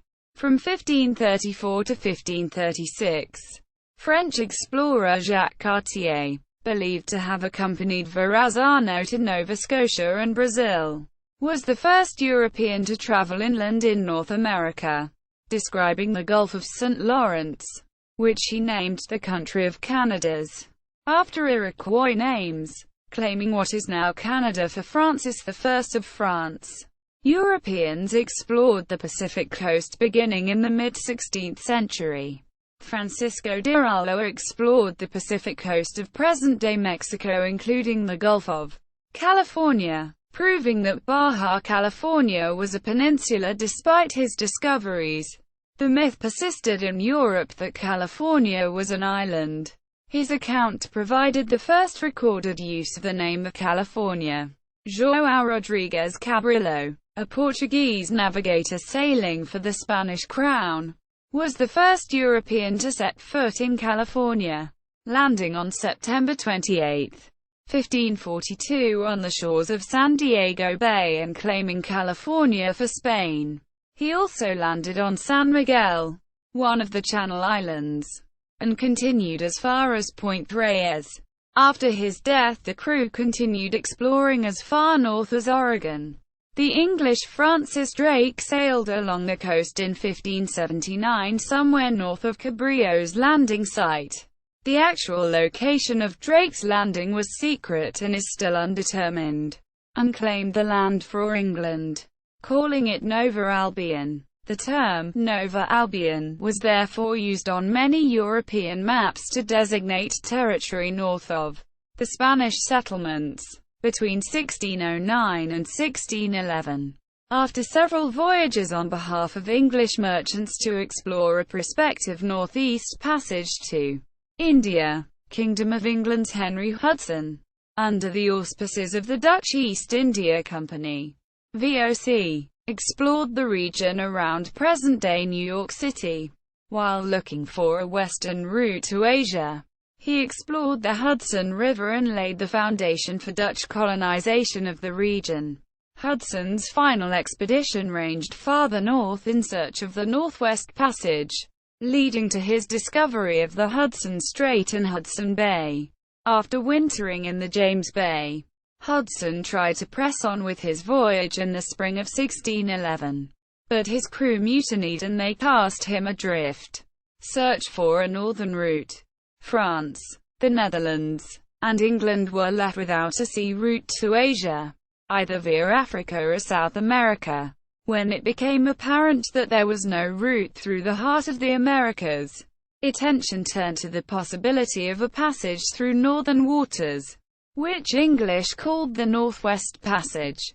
The desire to establish such a route motivated much of the European exploration of both coasts of North America and in Russia. In Russia, the idea of the possible seaway connecting the Atlantic and the Pacific was first put forward by the diplomat Gerasimov in 1525.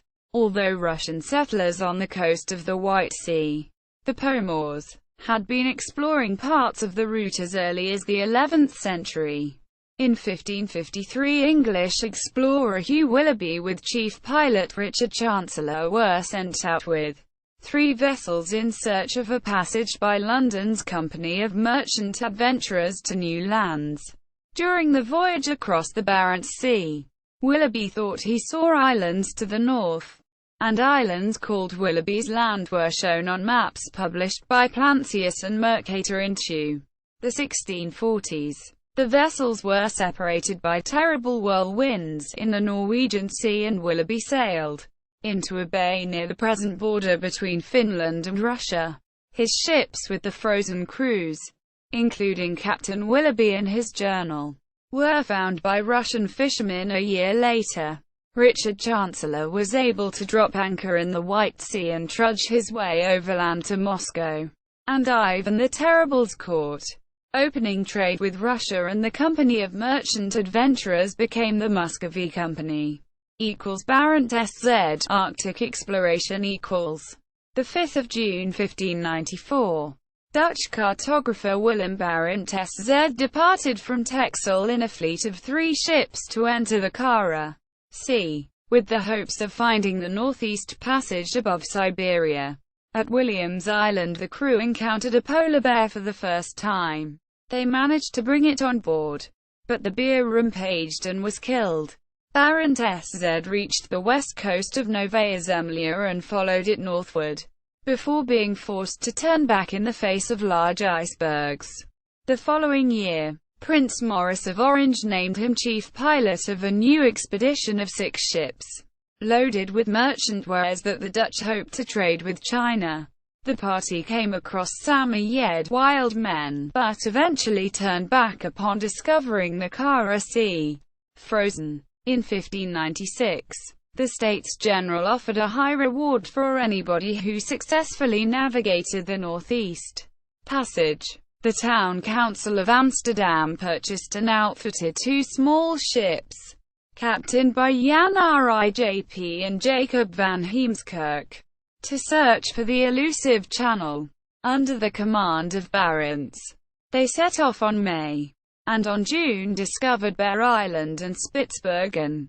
Sighting its northwest coast, they saw a large bay, later called Raude Fjorden, and entered Magdalene Fjorden, which they named Tusk Bay, sailing into the northern entrance of Foreland Sunday, which they called Keerwijk, but were forced to turn back because of a shoal. On the 28th of June they rounded the northern point of Prins Karls Foreland, which they named Vogelhoek, on account of the large number of birds, and sailed south, passing Isfjorden and Belsund, which were labeled on Barent's chart as Groeten Inwijk and Inwijk. The ships once again reached Bear Island on the 1st of July, which led to a disagreement. They parted ways, with Barent SZ continuing northeast, while Rijp headed north. Barent SZ reached Novaya Zemlya and, to avoid becoming entrapped in ice, headed for the Vagach Strait but became stuck within the icebergs and floes. Stranded, the 16-man crew was forced to spend the winter on the ice. The crew used lumber from their ship to build a lodge they called Het Behouden Huis, the kept house. Dealing with extreme cold, they used the merchant fabrics to make additional blankets and clothing, and caught Arctic foxes in primitive traps, as well as polar bears. When June arrived, and the ice had still not loosened its grip on the ship, scurvy-ridden survivors took 2 small boats out into the sea. Barent SZ died at sea on the 20th of June 1597. While studying charts, it took 7 more weeks for the boats to reach Kola, where they were rescued by a Russian merchant vessel. Only 12 crewmen remained, reaching Amsterdam in November. 2 of Barent SZ crew members later published their journals. Jan Huygen van Linschoten, who had accompanied him on the first 2 voyages, and Gerrit de Veer, who had acted as the ship's carpenter on the last. In 1608, Henry Hudson made a second attempt, trying to go across the top of Russia. He made it to Novaya Zemlya but was forced to turn back.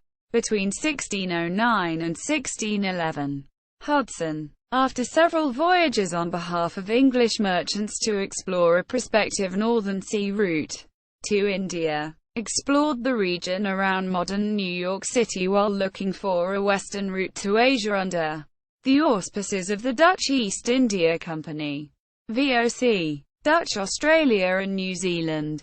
Terra Australis Ignota, Latin, the unknown land of the south, was a hypothetical continent appearing on European maps from the 15th to the 18th centuries, with roots in an ocean introduced by Aristotle. It was depicted on the mid-16th century Diet maps, where its coastline appeared just south of the islands of the East Indies. It was often elaborately charted, with a wealth of fictitious detail. The discoveries reduced the area where the continent could be found.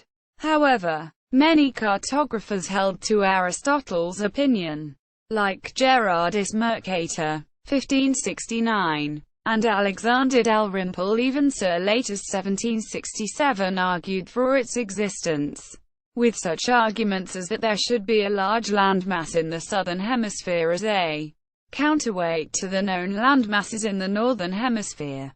As new lands were discovered, they were often assumed to be parts of this hypothetical continent. Juan Fernández, sailing from Chile in 1576, claimed he had discovered the southern continent. Luis Vallez de Torres, a Galician navigator working for the Spanish crown, proved the existence of a passage south of New Guinea, now known as Torres Strait. Pedro Fernández de Queiroz, a Portuguese navigator sailing for the Spanish crown, saw a large island south of New Guinea in 1606, which he named La Australia del Espíritu Santo. He represented this to the King of Spain as the Terra Australis Incognita. In fact, it was not Australia but an island in present-day Vanuatu. Dutch navigator and colonial governor Willem Jansz Zoon sailed from the Netherlands for the East Indies for the third time on December 18, 1603, as captain of the Duifken, or Duifken, meaning Little Dove, one of 12 ships of the Great Fleet of Stephen van der Hagen.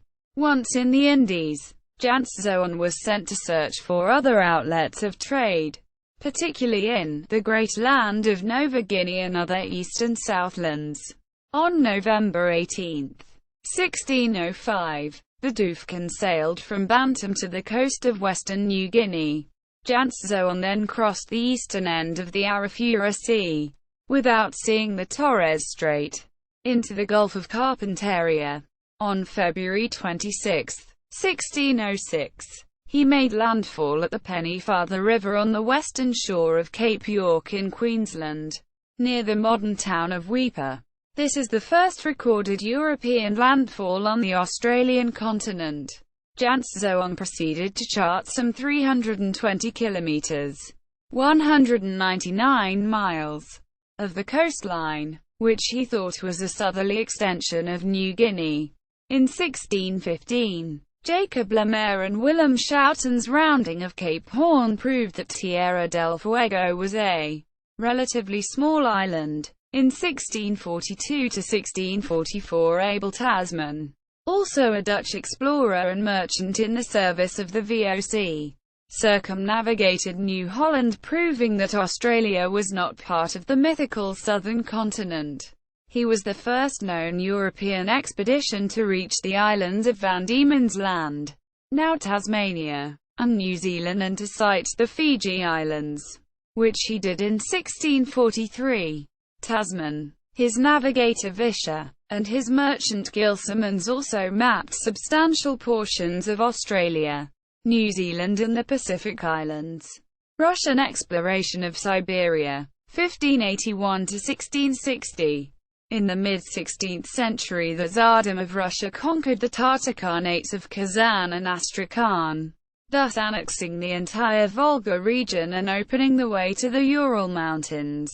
The colonization of the new easternmost lands of Russia and further onslaught eastward was led by the rich merchants Stroganovs. Tsar Ivan IV granted vast estates near the Urals as well as tax privileges to Aniki Stroganov, who organized large-scale migration to these lands. Stroganovs developed farming, hunting, saltworks, fishing, and ore mining on the Urals and established trade with Siberian tribes. Conquest of the Khanate of Sibir. Around 1577, Semyon Stroganov and other sons of Aniki Stroganov hired a Cossack leader called Yermak to protect the lands from the attacks of Siberian Khan Kuchum. By 1580, Stroganovs and Yermak came up with the idea of the military expedition to Siberia, in order to fight Kuchum in his own land. In 1581, Yermak began his voyage into the depths of Siberia. After a few victories over the Khan's army, Yermak's people defeated the main forces of Kuchum on Irtysh River in a three-day Battle of Chavash Cape in 1582.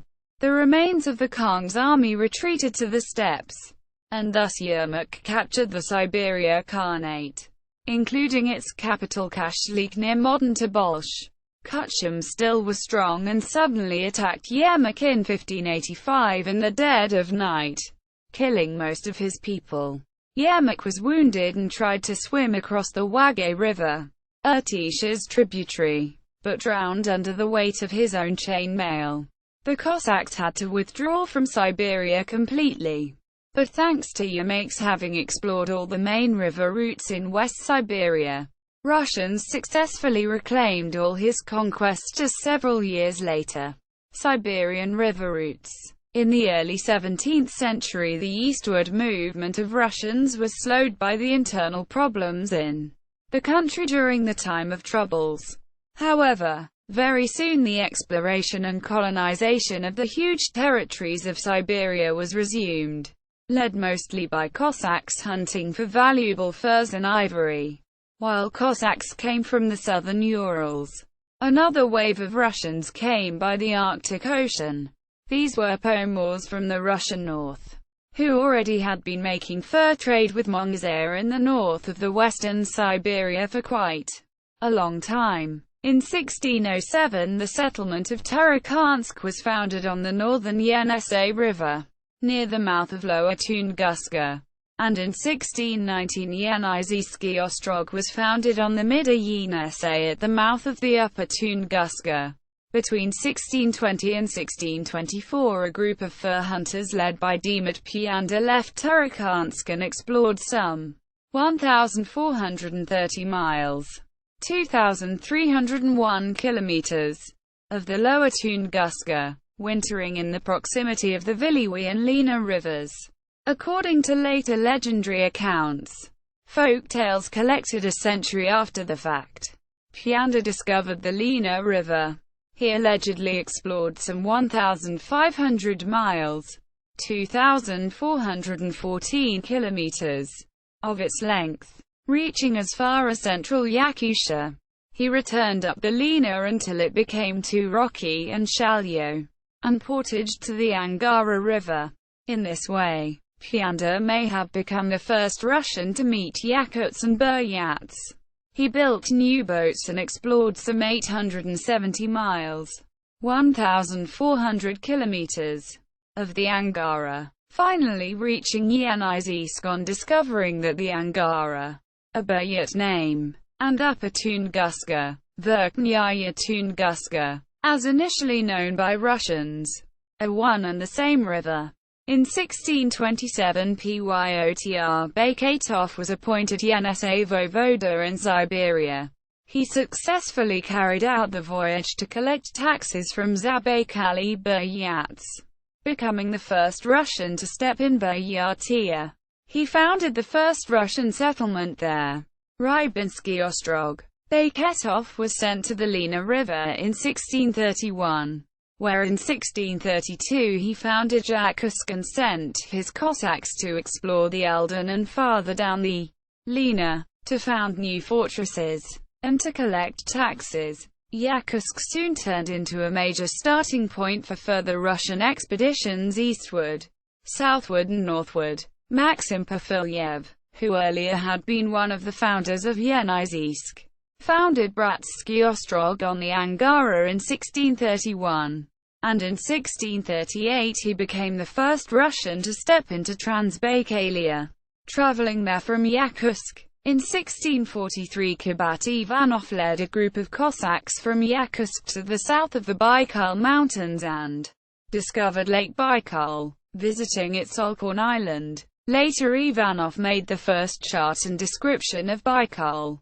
Russians reached the Pacific. In 1639 a group of explorers led by Ivan Moskvitin became the first Russians to reach the Pacific Ocean and to discover the Sea of Okhotsk, having built a winter camp on its shore at the Olia River mouth. The Cossacks learned from the locals about the large Amur River far to the south.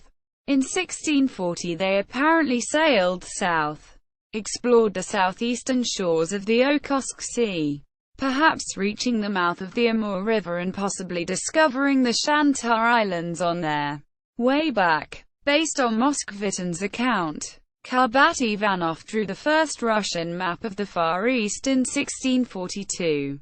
In 1643, Vasily Poyarkov crossed the Stanovoy Range and reached the upper Zaya River in the country of the Dors, who were paying tribute to the Manchu Chinese.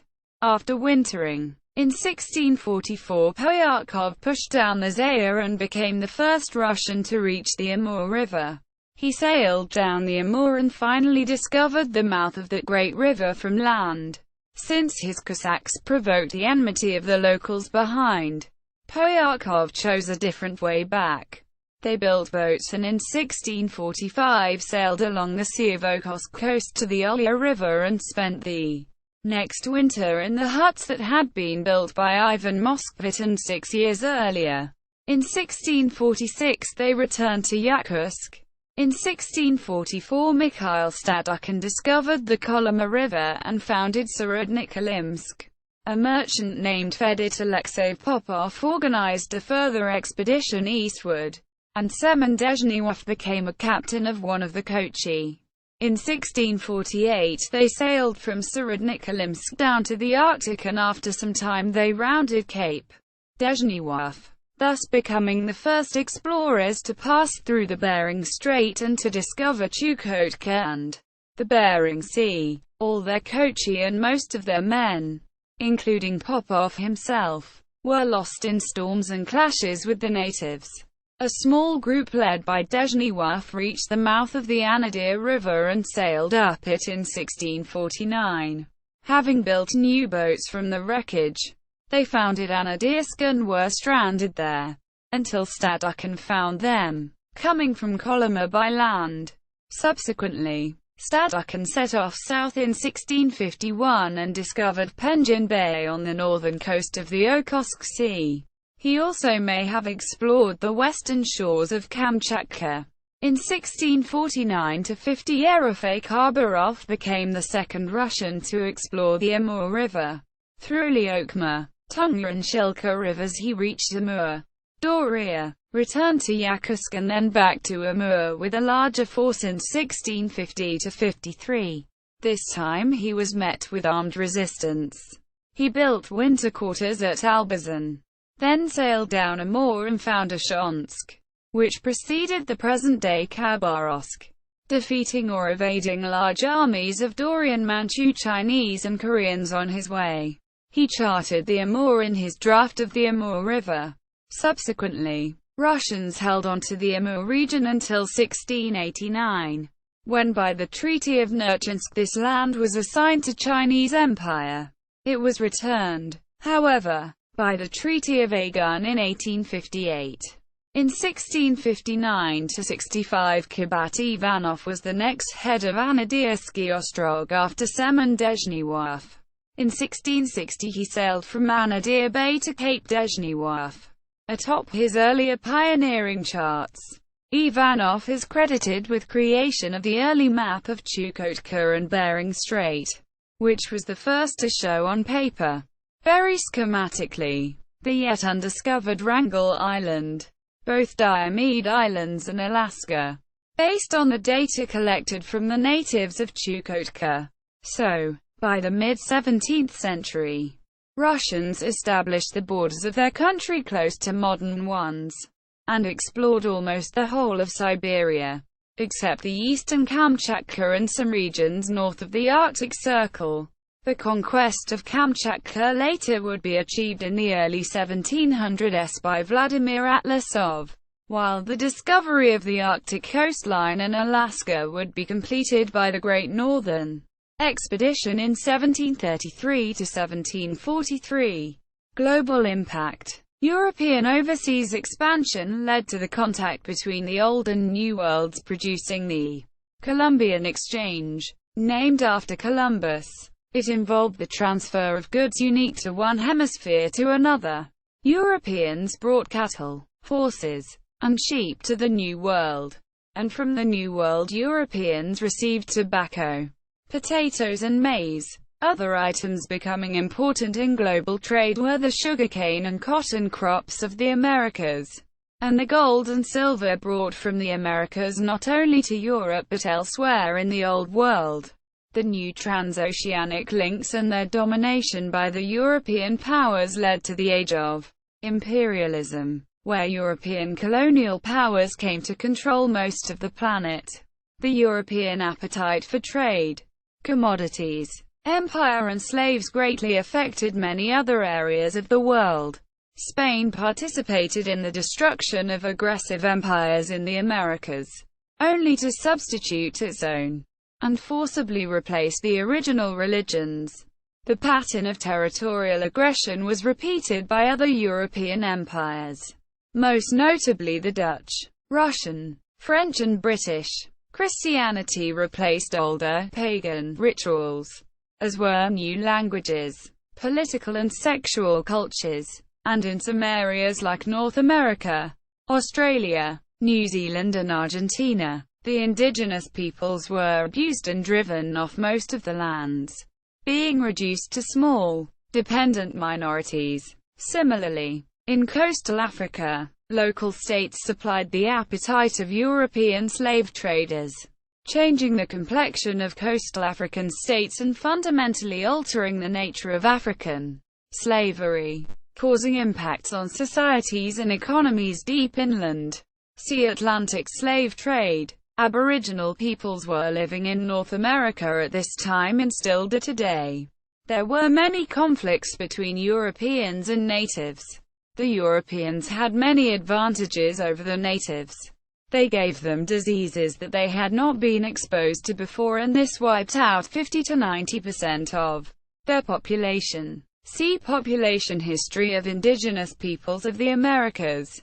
Maize and manioc were introduced into Africa in the 16th century by the Portuguese. They are now important staple foods, replacing native African crops.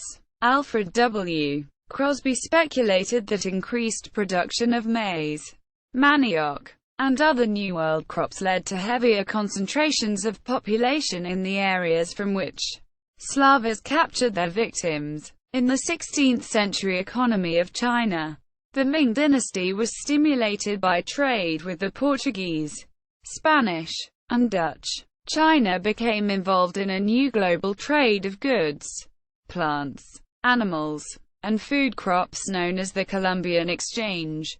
Trade with European powers and the Japanese brought in massive amounts of silver, which then replaced copper and paper banknotes as the common medium of exchange in China. During the last decades of the Ming, the flow of silver into China was greatly diminished, thereby undermining state revenues and indeed the entire Ming economy. This damage to the economy was compounded by the effects on agriculture of the incipient Little Ice Age, natural calamities, crop failure, and sudden epidemics. The ensuing breakdown of authority and people's livelihoods allowed rebel leaders such as Li Zicheng to challenge Ming authority. New crops that had come to Asia from the Americas via the Spanish colonizers in the 16th century contributed to the Asia's population growth. Although the bulk of imports to China were silver, the Chinese also purchased New World crops from the Spanish Empire. This included sweet potatoes, maize, and peanuts, foods that could be cultivated in lands where traditional Chinese staple crops, wheat, millet, and rice, could not grow, hence facilitating a rise in the population of China. In the Song dynasty, 960–1279, rice had become a major staple crop of the poor. After sweet potatoes were introduced to China around 1560, it gradually became the traditional food of the lower classes. The arrival of the Portuguese to Japan in 1543 initiated the Nunbun trade period, with the Japanese adopting several technologies and cultural practices, like the arquebus, European-style cuirasses, European ships, Christianity, decorative art, and language. After the Chinese had banned direct trade by Chinese merchants with Japan, The Portuguese filled this commercial vacuum as intermediaries between China and Japan. The Portuguese bought Chinese silk and sold it to the Japanese in return for Japanese mined silver. Since silver was more highly valued in China, the Portuguese could then use Japanese silver to buy even larger stocks of Chinese silk. However, by 1573, after the Spanish established a trading base in Manila, the Portuguese intermediary trade was trumped by the prime source of incoming silver to China from the Spanish Americas. Italian Jesuit Matteo Ricci, 1552–1610, was the first European allowed into the Forbidden City, taught the Chinese how to construct and play the spinet, translated Chinese texts into Latin and vice versa, and worked closely with his Chinese associate Zhu Guangqi, 1562–1633, on mathematical work. Economic impact in Europe. As a wider variety of global luxury commodities entered the European markets by sea, previous European markets for luxury goods stagnated. The Atlantic trade largely supplanted pre-existing Italian and German trading powers which had relied on their Baltic, Russian and Islamic trade links.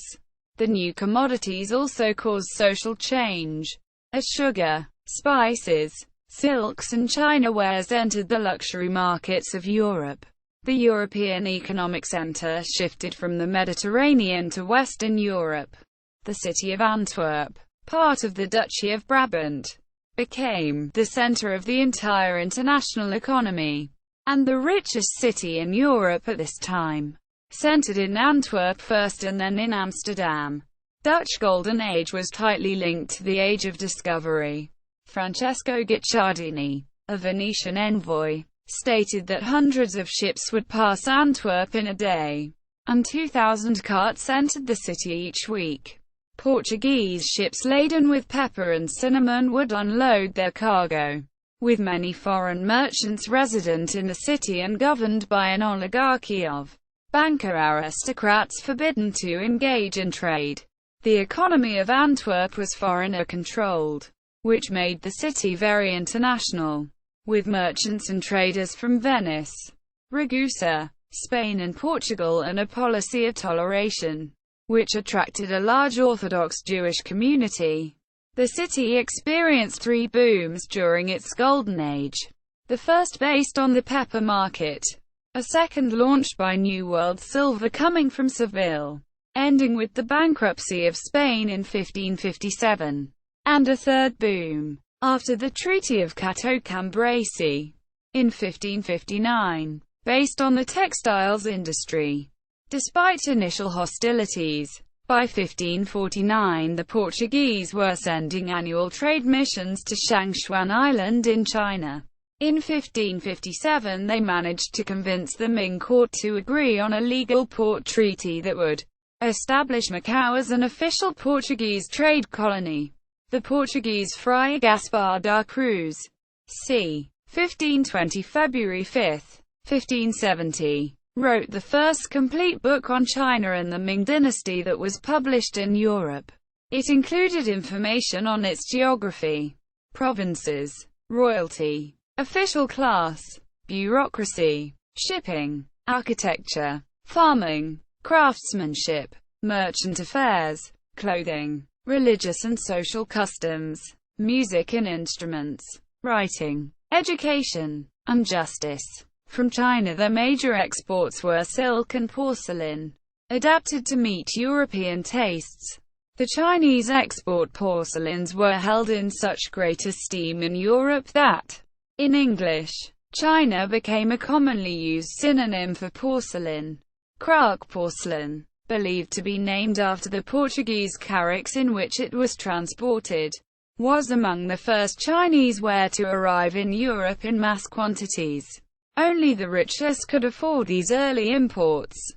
Crack often featured in Dutch still-life paintings. Soon the Dutch East India Company established a lively trade with the East, having imported 6 million porcelain items from China to Europe between the years 1602 to 1682. The Chinese workmanship impressed many. Between 1575 and 1587, Medici porcelain from Florence was the first successful attempt to imitate Chinese porcelain. Although Dutch potters did not immediately imitate Chinese porcelain, they began to do it when the supply to Europe was interrupted. After the death of Wanli Emperor in 1620, Prague, mainly the blue and white porcelain, was imitated all over the world by potters in Arita, Japan and Persia, where Dutch merchants turned when the fall of the Ming dynasty rendered Chinese originals unavailable, and ultimately in Delftware. Dutch and later English Delftware inspired by Chinese designs persisted from about 1630 to the mid-18th century alongside European patterns. Antonio de Morga, 1559 to 1636, a Spanish official in Manila, listed an extensive inventory of goods that were traded by Ming China at the turn of the 16th to 17th century, noting there were rarities which, did I refer to the mal, I would never finish, nor have sufficient paper for it. After noting the variety of silk goods traded to Europeans, Ebri writes of the considerable size of commercial transactions.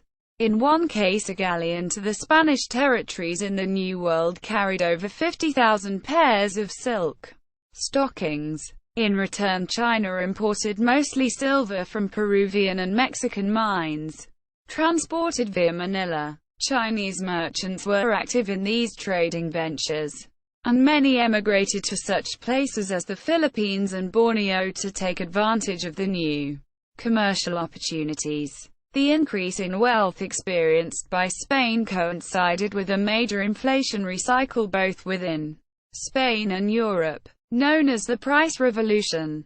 Spain had amassed large quantities of gold and silver from the New World. In the 1520s, large-scale extraction of silver from Mexico's Guanajuato began. With the opening of the silver mines in Zacatecas and Bolivia's Potosi in 1546, large shipments of silver became the fabled source of wealth. During the 16th century, Spain held the equivalent of $1.5 trillion, 1990 terms, in gold and silver from New Spain. Being the most powerful European monarch at a time full of war and religious conflicts, the Habsburg rulers spent the wealth in wars and arts across Europe. I learnt a proverb here, said a French traveller in 1603. Everything is dear in Spain except silver. The spent silver suddenly spread throughout a previously cash-starved Europe, caused widespread inflation. The inflation was worsened by a growing population with a static production level, low salaries and a rising cost of living, which damaged local industry. Increasingly, Spain became dependent on the revenues flowing in from the mercantile empire in the Americas, leading to Spain's first bankruptcy in 1557 due to rising military costs. Philip II of Spain defaulted on debt payments in 1557, 1560, 1575 and 1596. The increase in prices as a result of currency circulation fueled the growth of the commercial middle class in Europe. The bourgeoisie, which came to influence the politics and culture of many countries. See also bibliography =primary sources =books web sources further reading The Faustian Impulse and European Exploration. The Fortnightly Review. Bill Bigelow. Discover Columbus. Rereading the Past. 6-page lesson plan for high school students. 1998. Zinn Education Project, Rethinking Schools.